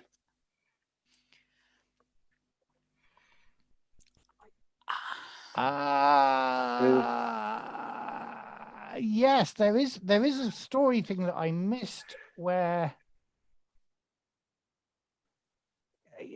Yeah. So do I read a spell? But it obviously isn't a fireball spell. It is the Is it an apparition spell? Where I seek the gold flame to tell the truth. It's a spell that you found. Yeah. And it's it's to seek the gold of the bloodline. Yes. And I get a vision. And it is the vision of the scene a bit earlier on, where you were being paid by our father our inheritance in return for killing him. And then, of course, I have a really strong vision that you've just given it to the bloody dragon. Curse you, Jeffrey Asparagus! Shut up, will you? And we cut our scene there, shall we? Yes. I'll take a negative card. Draw one. There we go. Okay. Now we're going to do a bit of math here. So if we, let's see, if you look at your cards and then click on the buy deck. Buy deck, yeah. And then you scroll down and you will have it. And yes. then just take them out. No, that's wrong. That's me. I'm gonna. Oh, okay. So we just put them down by our character thing so that we. Yeah, because come on. Gotcha. Something precious is on fire. What did I? Oh, then card. Turn them over at the same time. How do I turn them over? You put them out. Put them out on. You can drag them out on the. Yeah. Right click. And then right click and flip. Okay. Right click. So the first piece of math is to sum them up, and positives, and you've all got,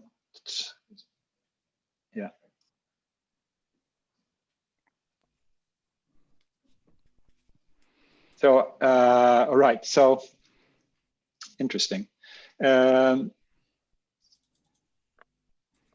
So Erin, you will have a 5 negative, and Phil has a 3 negative. I have a 1 positive, and Matthew has 0. So the person with the highest negative and the highest positive gets to. So if we start with Erin, you pick one of the negative outcomes here as a tilt element. So you can select any red card that is now on the table as a tilt element. So what have we got? Somebody blissfully ignores the obvious signs. Magnificent self-destruction. Misdirected passion. A dangerous animal gets loose. Confusion followed by pain or collateral damage.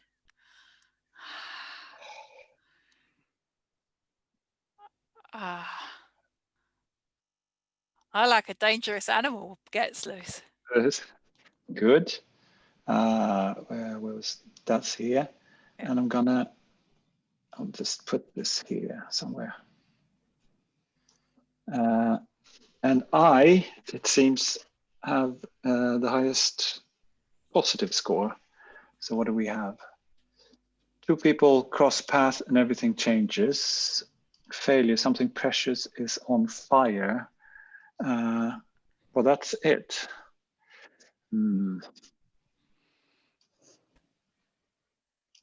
I think it's going to be something precious is on fire.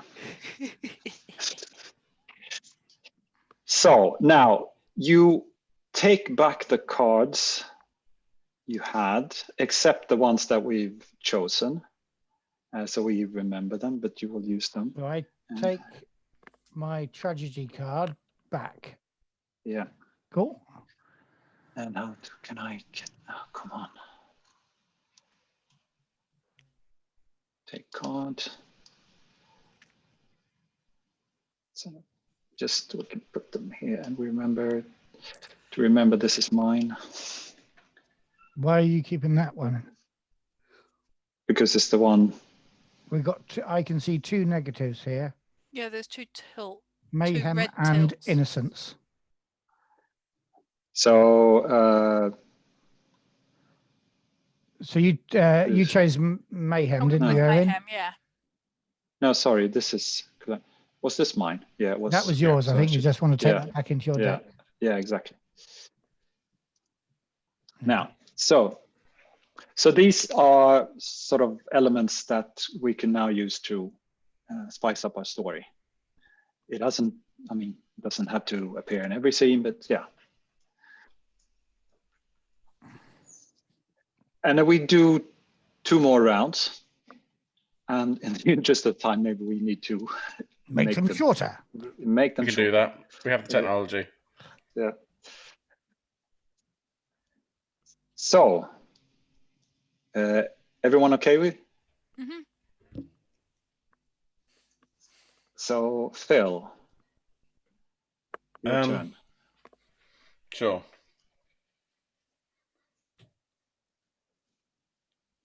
Let me think for a second. Hang on.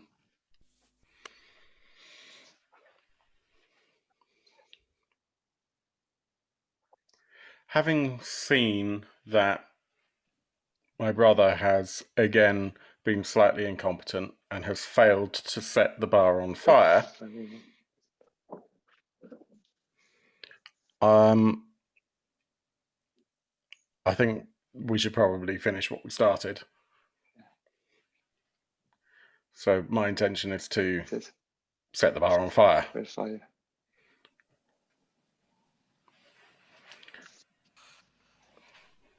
So I establish or resolve?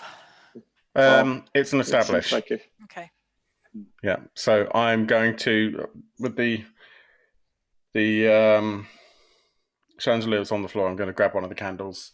The fire in the log fire in the corner is lit, so I'm going to take the candle, I wander over to the fire, and I just start lighting this candle, looking around for something to set on fire, realizing there's no alcohol left in the entire building. So I wander over to a curtain and start setting the curtain alight. Oh, brother can't do anything properly. I mean, you know, us, who's got the spell for fireball, fails to cast a fireball. Useless. And this is exactly like why he failed to kill father. He failed to set the place on fire. He failed to. What a failure. The bloody incompetent. That's what he is.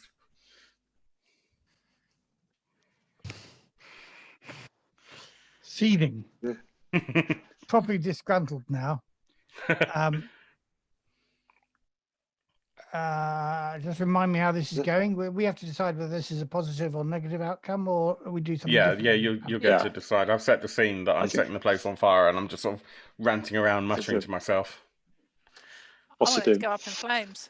So I'm in for positive. To suggest that he achieves setting it on fire.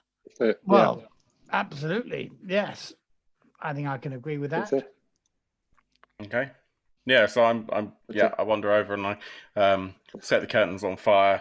You guys, I don't know if you're even paying attention. I walk to the other side and sort of setting various elements on fire as best I can. remember that I need to gather some of these weapons together. So I start getting all the weapons, putting them back into the bag.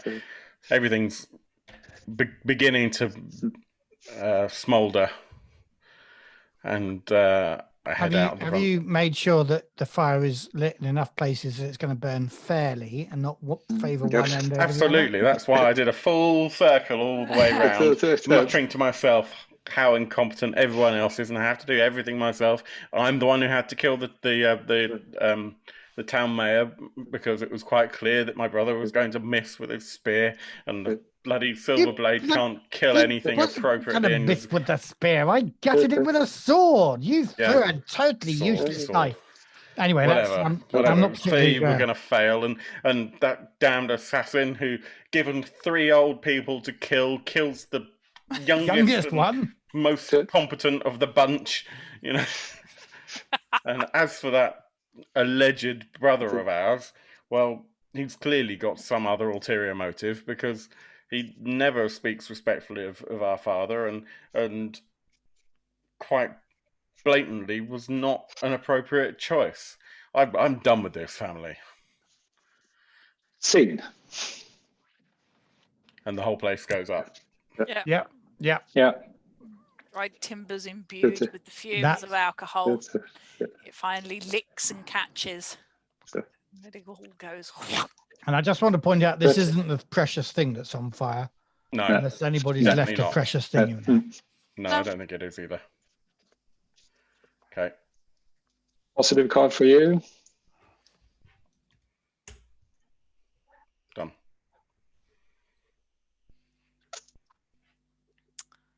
Erin. Yeah.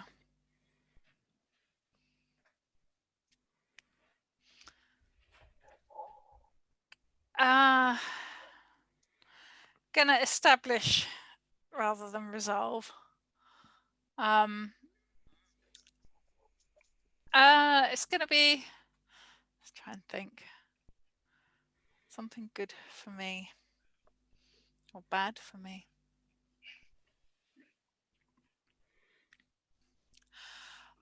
We'll pick up soon, almost immediately after the last scene.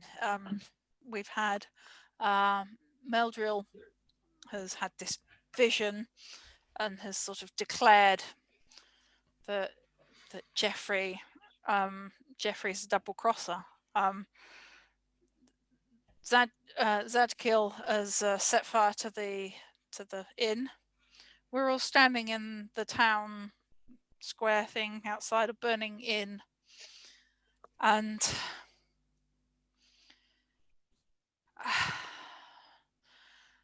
Silverblade's thinking back to her discussion that she had with Jeffrey, and is being in the guild a stronger bond than the bond of religion, of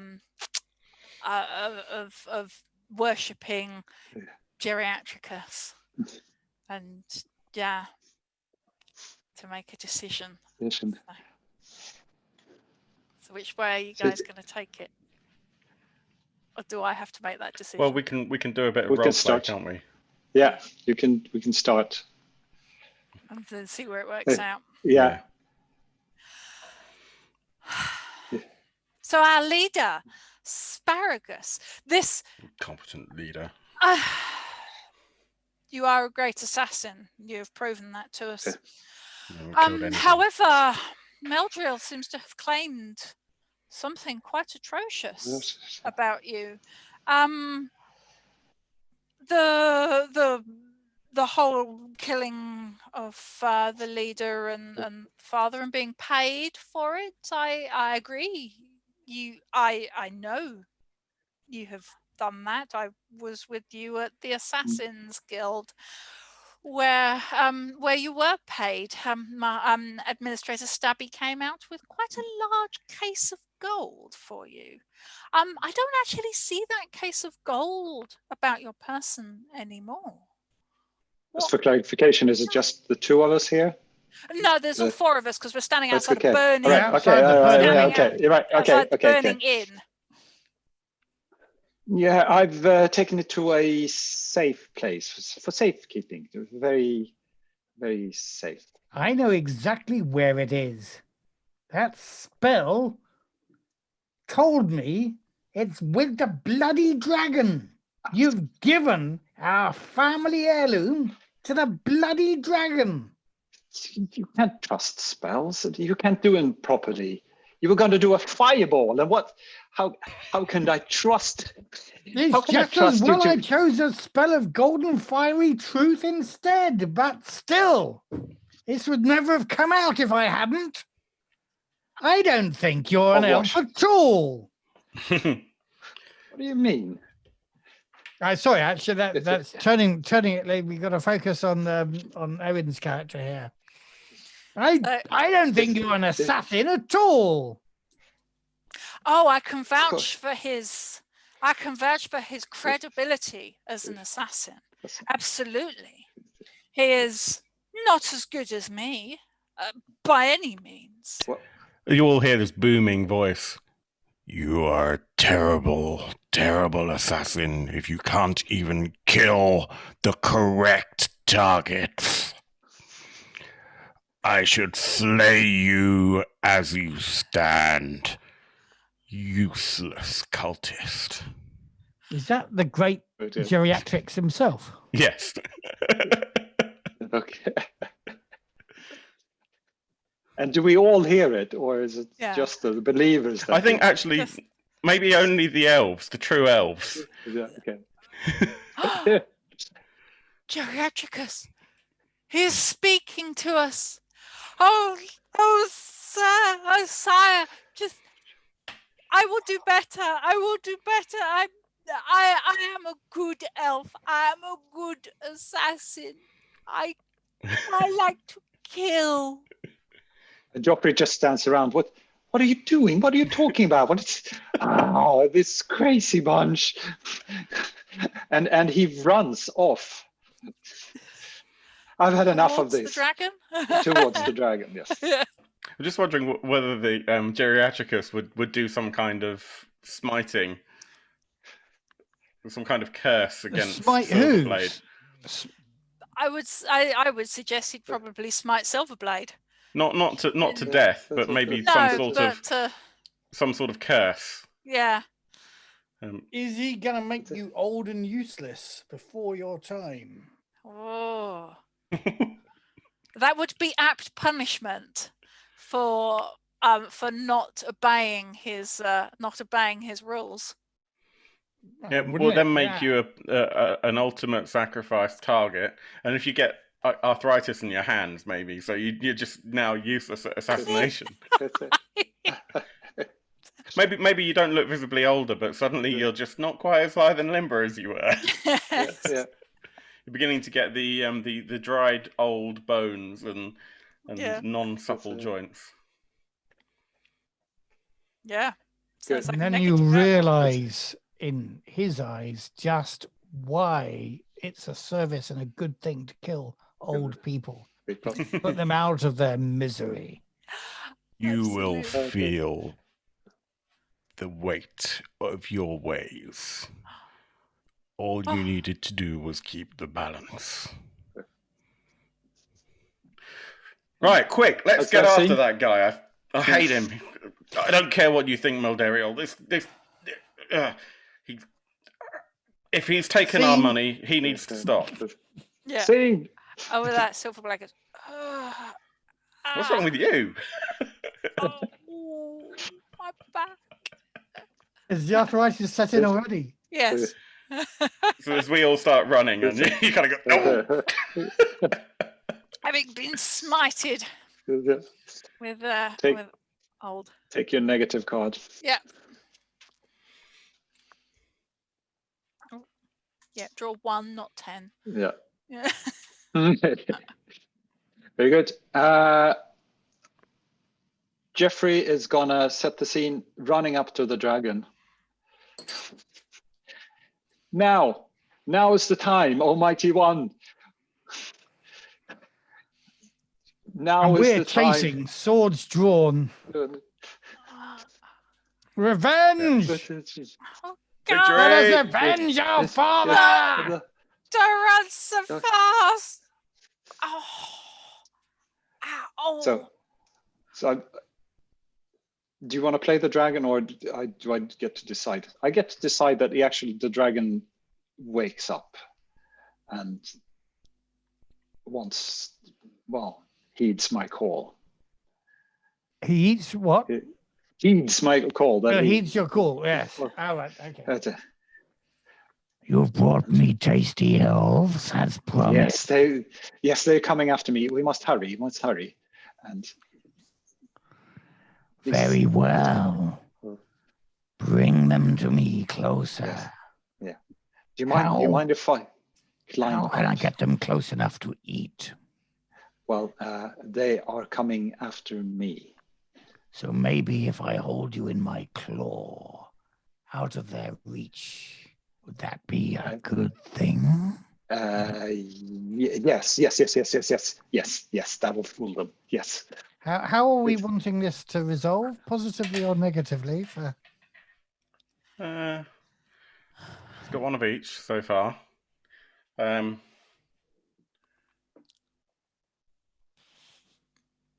think negative could be fun. Yeah. Yes. Let's go with also, I'm thinking you can't trust dragons at all. Yes, I should say this. There are 2 of each kind for the 4 of us. So there's a limit to the negatives, or to both piles. Oh, okay. So you need to take one of each. No, we don't. As a player, you don't need it, but as it plays through, it has to. So it's been a lot of negatives. So taken, there will only be 1, 2. Let's see, 1, 4, 5, 6, 7. So there are 3 negatives left. No, it's one negative left. 2 cards left, shouldn't there? It's the 1. 1, 2, 3, 4, 5, 6, 7, 8. 1, 2, 3, 4, 5, 6, 7. Oh yes, it's those ones. 2, 1, 2, 3, 4, 5, 6. Yeah. And there's 1 on the table. So it's 6 and 1 on the table. Cards. So there's only 1 negative left. Right. Okay. But I want to be an untrustworthy dragon. I agree. You never want to do a deal with a dragon. So I want to hold my claw. And then I feel the scene should simply be me breathing fire on the elves while squeezing asparagus in my claw. I'm not saying anybody's dead yet, but I am the dragon. The dragon always wins.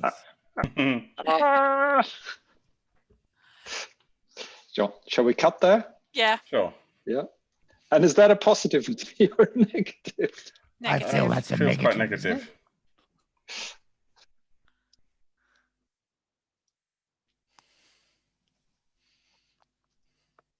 Whoops.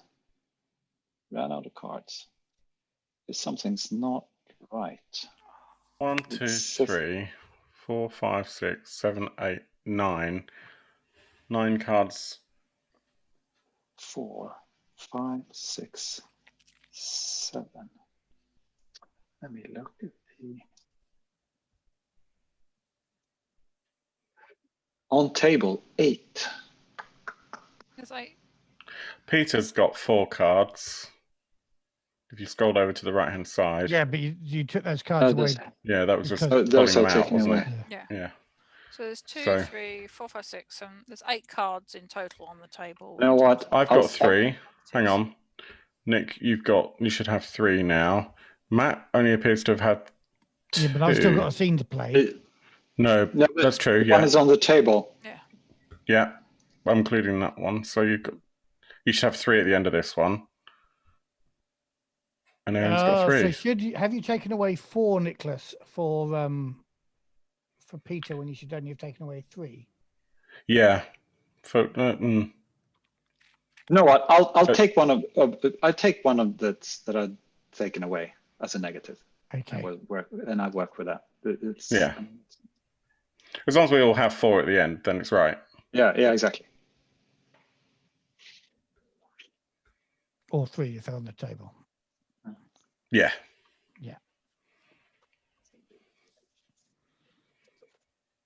Cool. Good. Matthew. Establishing or resolving?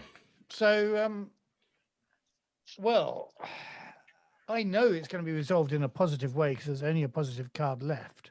So maybe I should let everybody else establish the scene. Okay. So we're running in. I've picked up Silverblade. She's over my shoulder because it just seemed a bit pointless otherwise. Then at some point I've spotted there's a wheelbarrow, so I've thrown her into the wheelbarrow and I'm pulling the wheelbarrow along. So I'm a little bit behind you, Malderiol, as you charge after. I'm having Asparagus. him. I'm having him. Yeah. Even though he's being lifted into the claw of the dragon, I am having him. Just as you head into the kind of the opening of the cavern, the wall of flame leaps out at you. Oh yeah, there is that. Of course. That's it. How can I make this into a positive scene? Well, it's only the beginning, and we are talented adventurers and elves. We're used to forest fires. Yes, we are.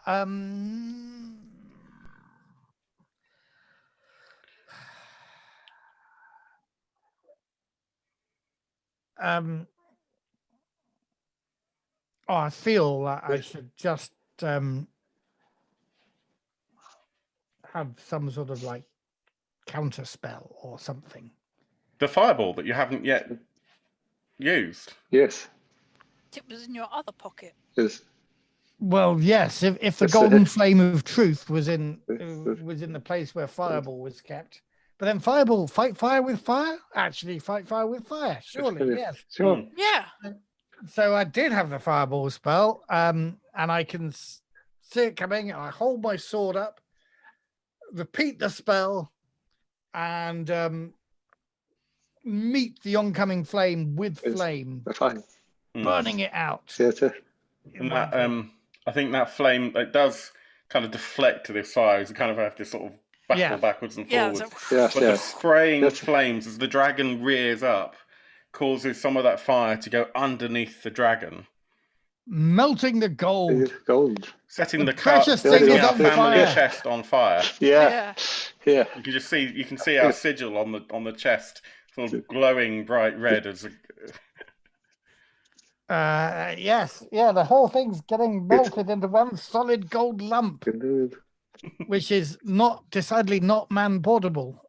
Yes, and it's not like we can take the gold that isn't ours because our evil code means that we have to earn it. We never steal. No, we have to. You have to claim ownership by. But it's on fire. Our precious gold is on fire, and it's all your fault. You what? I arrive and I tip the wheelbarrow up. What are you on about, brother? Like asparagus is up there. The dragon's sitting on the gold, which I may have accidentally melted. But the dragon's down there. How can we kill the dragon? We came into this adventure knowing we couldn't really kill the dragon. Screw the dragon. He killed our father. Give me one of your throwing knives. No. In my bag. You're practiced at throwing a knife. For once in your life, do something useful. Kill him.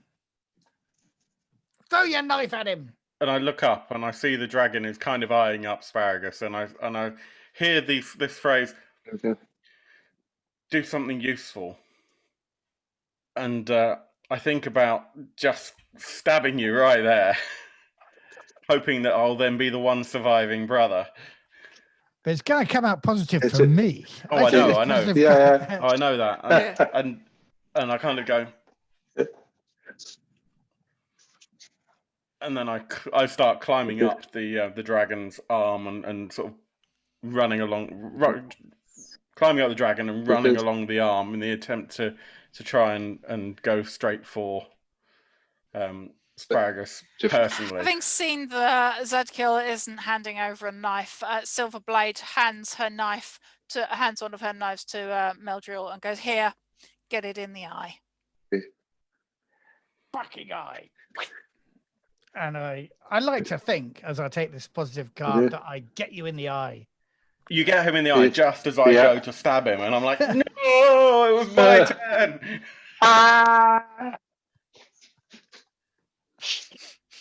And I think leave it there. Yeah. Scene. Good. Right. How do we end this? What's? We have one more scene left, I take it. Yeah, one more round. One more round. Okay. Cracky. Oh. Yes. Back on super quick. Okay. Yeah. We'll just do some quick decisions then. Yeah, set the scene for me. Well, do we need to get positive outcomes now? Because we run out of negative cards. So there needs to be positive outcomes. Yeah. I would say Zadkiel running along.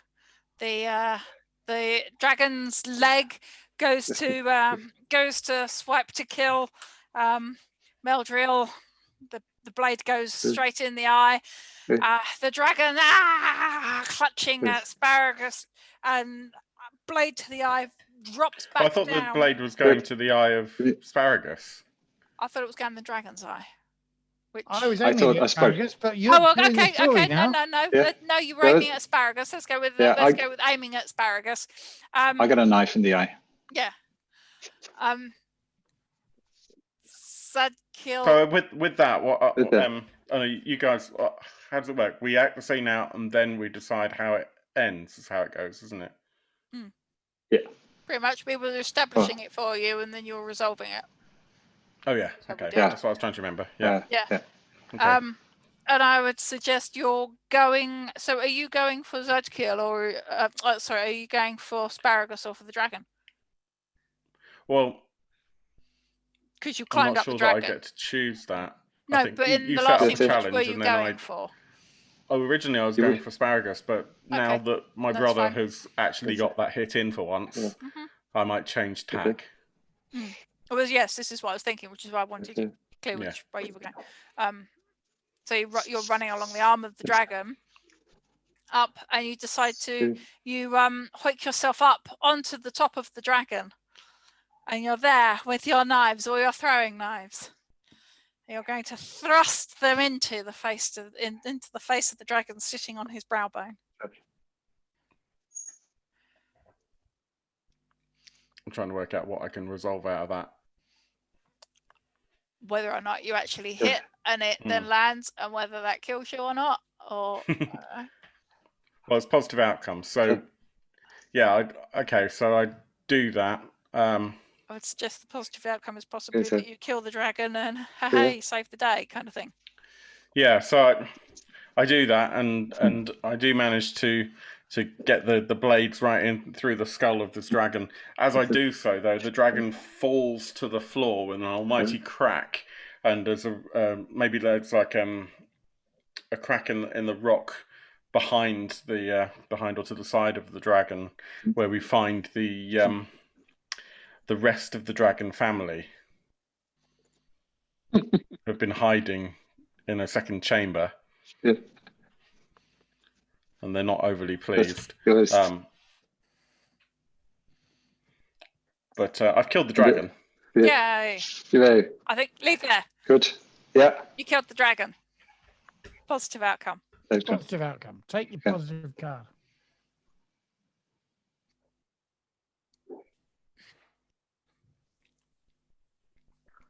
Oh, Aaron. So for Silverblade, I'll pick up the story where we've just left it, and there is a reveal of there is a family of dragons. The rest of the dragons in this cave. One of them's actually I'll resolve rather than establish. Sorry. Right. Okay. Yeah. Sorry. I've got an idea. Niclas, you have a knife in your eye. You're not dead though, because you've got a scene to play. Yeah. Yeah. Yeah, All I can. But I think that as the dragon fell, Niclas's feet land on the floor. Yes. And Jeffrey's feet land on the floor. Yeah. There's now. It turns out this was the smaller of the dragons, and there's a much larger dragon behind behind this, effectively like a rock wall that has now crumbled, and this dragon has kind of come out and is going straight for the first thing it sees, which is Silverblade's character, and brings its mouth in very close and just tries to snap. But because Silverblade's now a little bit old and infirm, she just manages to sort of collapse in time, just more from her own weight, because she's not quite used to the stress on her knees anymore. And it's just beginning to breathe, beginning to the nose is beginning to come up. It's beginning to get ready to breathe fire at Silverblade.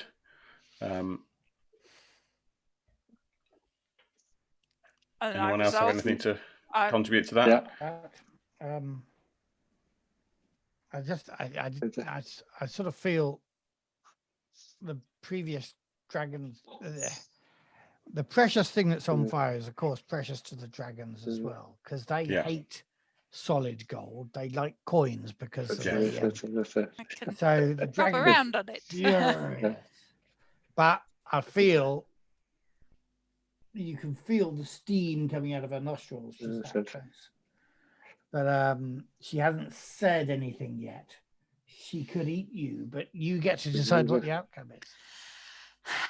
Lying on my back, 2 blades drawn in my hands, with this dragon coming down on me, I thrust my blades up and slice like that, cutting her nose and the inside, because I'm sort of inside the mouth, and almost like a 360 type slice, just take all of the snout off.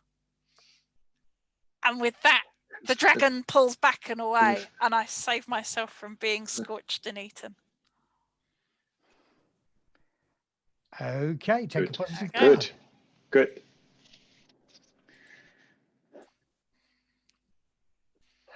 And put me somewhere.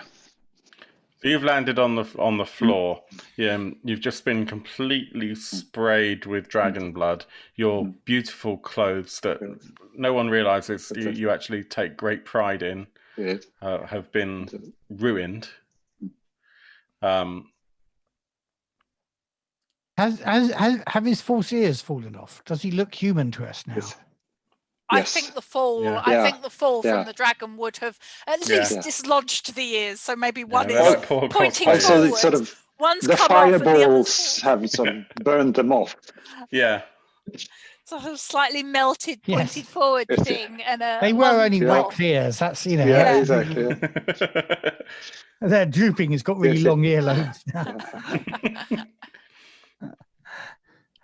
But he looks human. His pale makeup's all melted off as well, and he looks all pink and. This has to be a positive outcome, doesn't it? So I grab. I kind of come back down to the floor. I grab another knife and I start charging at Asparagus. And the only way for Asparagus to go is deeper into the cave that the mother dragon came from. Yeah. You'll never get me, you hopeless bunch of elves. I will kill you all eventually, and I'll avenge my father that you killed, my real father. Yes, 35 years ago. Fathers. Yes. That's because we're fair. You really should let go of that.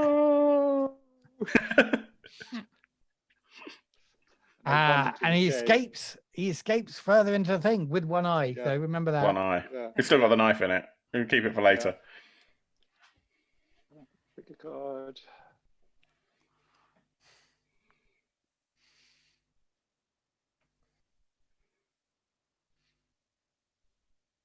So So Matthew, last scene. Okay, I'm going to set this scene and let you guys decide how it ends, because I then turn to Zadkiel and say, well, he's gone. Now it's about you and me and this clan. What is it? He still rules the clan. Who rules the clan? We haven't killed Sparagus.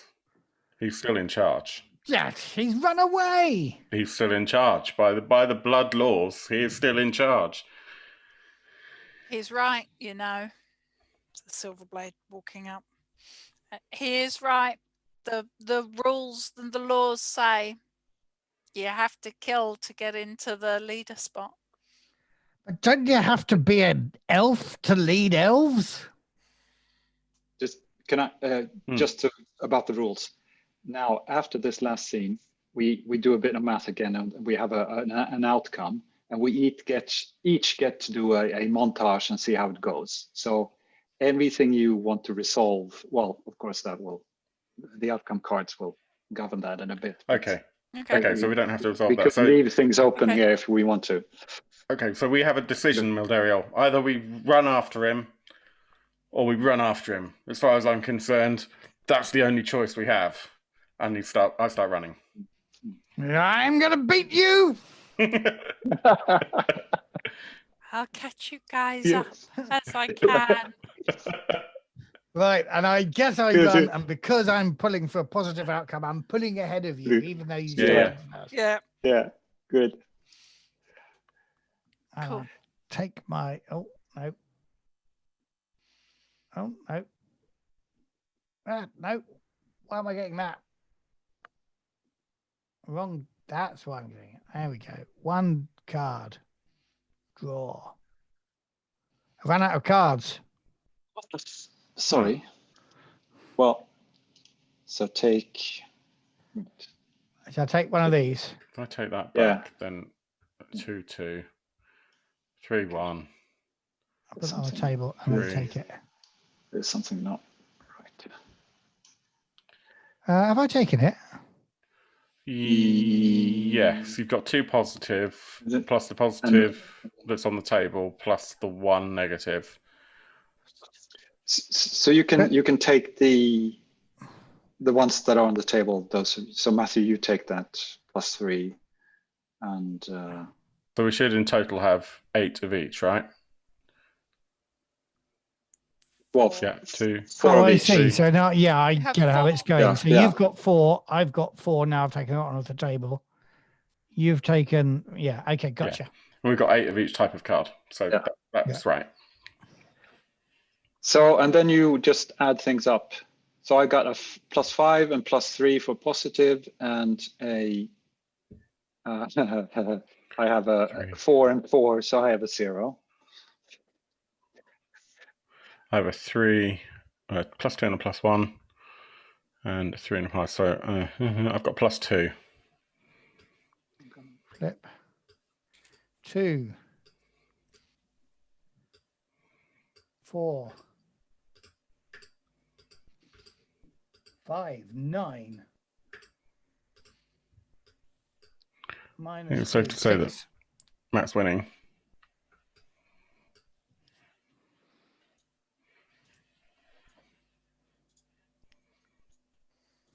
So, Phil, you start. What should I? 6, 7, 8, 9, 10. And do I minus the 3 because that one's... Yeah. No, that's it's the other way around. Yeah. So, 5. So it's minus 10 plus 3. It's -7. Yeah. So, let's see how this works. The aftermath.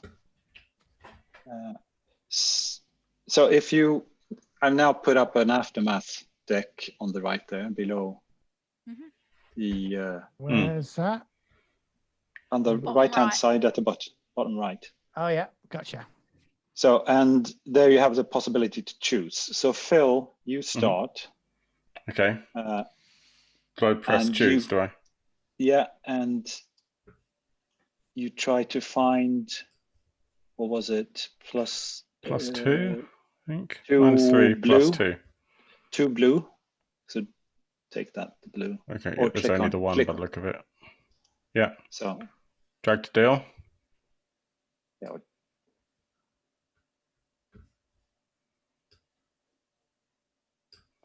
Okay.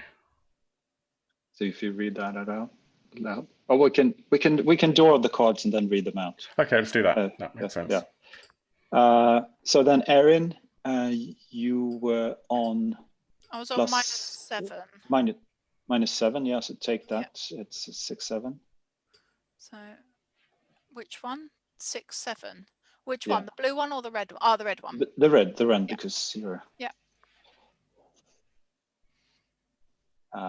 Yeah. And I'll take this. What am I doing? How am I taking these cards off the Aftermath deck? Yeah. So Aftermath, and you say choose one. Choose. Yeah, you click to choose one that equals your score. A blue 6. Do I? Because I've got 6 in total. Yeah. Yeah. Gotcha. Hold on. No. Drag to deal. Okay. Just take it. Exactly. Cool. So now we do a end montage. Just given that outcome, describe what happens to your character. Starting with Phil. Oh gosh. So I feel that my my family birthright has been destroyed. My brother has again let down our birthright by just setting fire to and melting our entire fortune. And I feel like it's all my fault for letting him try and resolve things and just charge straight in without thinking about it beforehand. I'm grouchy and relatively penniless, and there's just a look of emptiness in my eyes as I try and put things back together. Yeah, as a sort of vagrant, like a terrible sellsword. And I feel like the other thing that was set fire to, the precious thing, was not just the gold, but actually was the family bond. The clan. The clan is gone. Good. Silverblade, she limps away from the cave, going as fast as she can after the others, but not catching up with them. They've blitzed off. This has not gone very well for her at all. She's been brought low, thinking that she was such a great assassin and that her skills were such that they deserved to be used on the high and the mighty and the important and the young. And having been cursed by the god, by Geriatricus, who has now given her a clearer understanding of why you have to kill the old and the weak.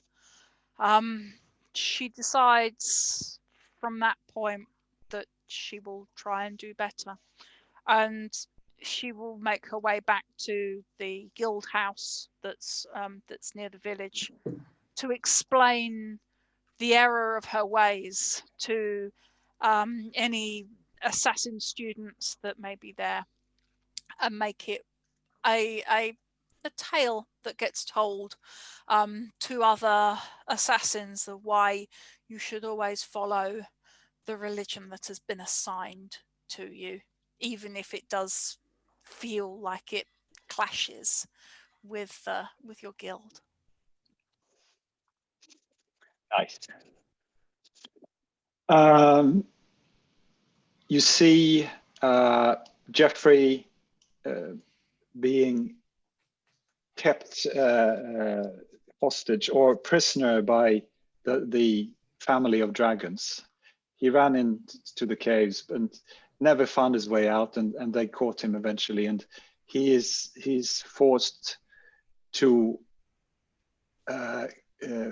take care of their dung and polish their gold, and he tries to escape time after time, and it never happens.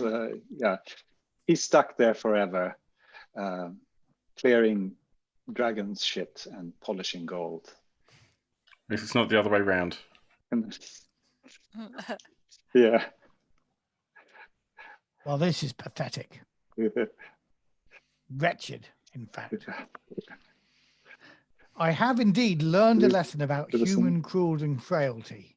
Human greed, I should say, because that bloody human stole our birthright, tore apart our clan, and now we're nothing. Once we had strength, bone for the bone god. Now I'm just going around killing people all the time, but with nobody to back me up, nobody to take my side when the city guard come and try and arrest me. I've escaped thus far, but frankly, I'm just a murderer and taking out on humans generally. Yes. That's it. I will end up in prison. Beautiful. For losing my head. So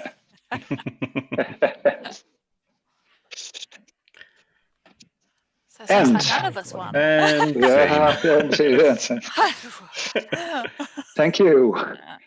Thank you, Niclas. That was cool. That was great, Thank you. Niclas. It's Yeah. a fun game. Yeah. Yeah. Yeah. It's very good. hard. It's hard not to keep playing those scenes, I think. Yeah. Yeah, no, I think that's our nature as role players is to run with it. Well, and particularly I think the sort of role players that would pick up this game Fiasco are ones who would relish taking the hold on, I've lost my Zoom. You're still here. Well, We can still see Yeah, you. we're here. We see you. I think people, there may be role players that just go in and kill the monster and don't role play around it, but they probably wouldn't be picking up Fiasco. So I think also it's kind of marketed towards non-role players as well, I guess, what with the card version. More kind of as an intro game, but I mean, it is through and through a role-playing game, but in the actual role-playing sense, as opposed to in the mob rule rolling stats. Yeah. So I think it certainly caters to a certain audience. Cool. Yeah. Might pick up a copy. And coming from the other side, if you want to call it that, from the improv side, it's a good way to learn storytelling and how to have a story arc and start thinking about and training that sort of storytelling muscle.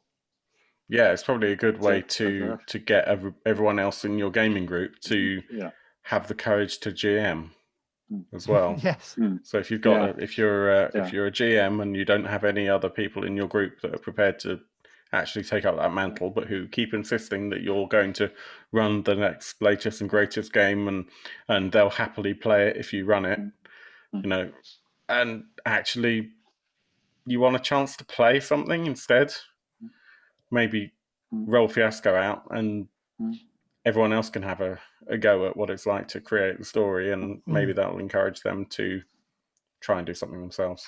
I think it's interesting that thing about story arc, though, coming back to that, because I wasn't aware that there was a limited number of cards. Obviously, no, my fault. And then so we did end up with a bit of and also I must admit, I thought, that's fine. When you brought that up, I thought, well, there's only 2 scenes to play now, but actually I've forgotten there's another 4 scenes after mine. So I thought, that's fine if we end on a positive note. Yeah, that'll be great. Particularly because it's my scene. That'll be a nice way to end the story. But then ending up with loads of positives there. I think I'd play it a bit differently this time and up and down it a bit more. Yeah. But yeah, great. I usually tend not to worry about the positives and negatives and go. But it's and I think you all really you were great in bringing new elements into the story and moving it forward. And I think that was really great. It's certainly not an easy game to play, though. I think I mean, it takes a bit of practice. I mean, but you're already good at it. Yeah, it was fun. Thank you. Yeah, that's great. Thank you very much. Well, we'll record this, so we are recording this. So I guess we should be saying goodbye to the people who will be watching this at some point in the future. Bye-bye. See you all. Keep listening to the channels and the various other channels. Oh, did we not actually quickly? Do we quickly want to introduce ourselves and our various social media and the Dark Orb? I'm thinking, Phil. Oh, thank you. So say a few words. Before we so maybe I don't have much to say. I'm just a regular bloke from Sweden playing games. Regular blokes from Sweden are awesome. I am on media, but I try. Yeah, I'm not interested in exposing myself there. Okay. Well, there are laws about that, Niclas. Yeah, right. Okay. Sure. Okay. I'm Phil. You can find me at Twitter and Instagram as GuruPhil, at GuruPhil. Also, we will be at some point soon, hopefully, generating content for the Dark Orb on Instagram and Facebook and Twitter, and the Dark Orb UK at Twitch. But there's not much there yet. Cool. No. Erin, do you want to say anything? Hi, I'm Erin. I'm Spider Lady Anoya on Twitter. I'm also part of Dark Orb. So yes, I'll probably be seen again popping up on things to do with the Dark Orb. And most importantly, Effect podcast. Yes. So, Effect it's podcast. on the Effect channel. So everybody knows about us. Well, maybe, but some people might be looking on YouTube for the first time. So there's a great Patreon for the Effect guys. Thoroughly recommend it. This event was part of the Conekt mini-con that was run by Matthew and Dave Sumark as a thank you to patrons. Really recommend checking that out. If you're not already a member of the podcast membership, if you like, then listen to the podcast. You can get it on all good podcasting platforms. Talking mostly about Swedish role-playing games, cool. But not completely. Yeah, sometimes American role-playing games just facilitated by a Swede. Yes, yes. But thank you, Matthew, and thank you. Thank you, and we will see you shortly. Bye. Bye.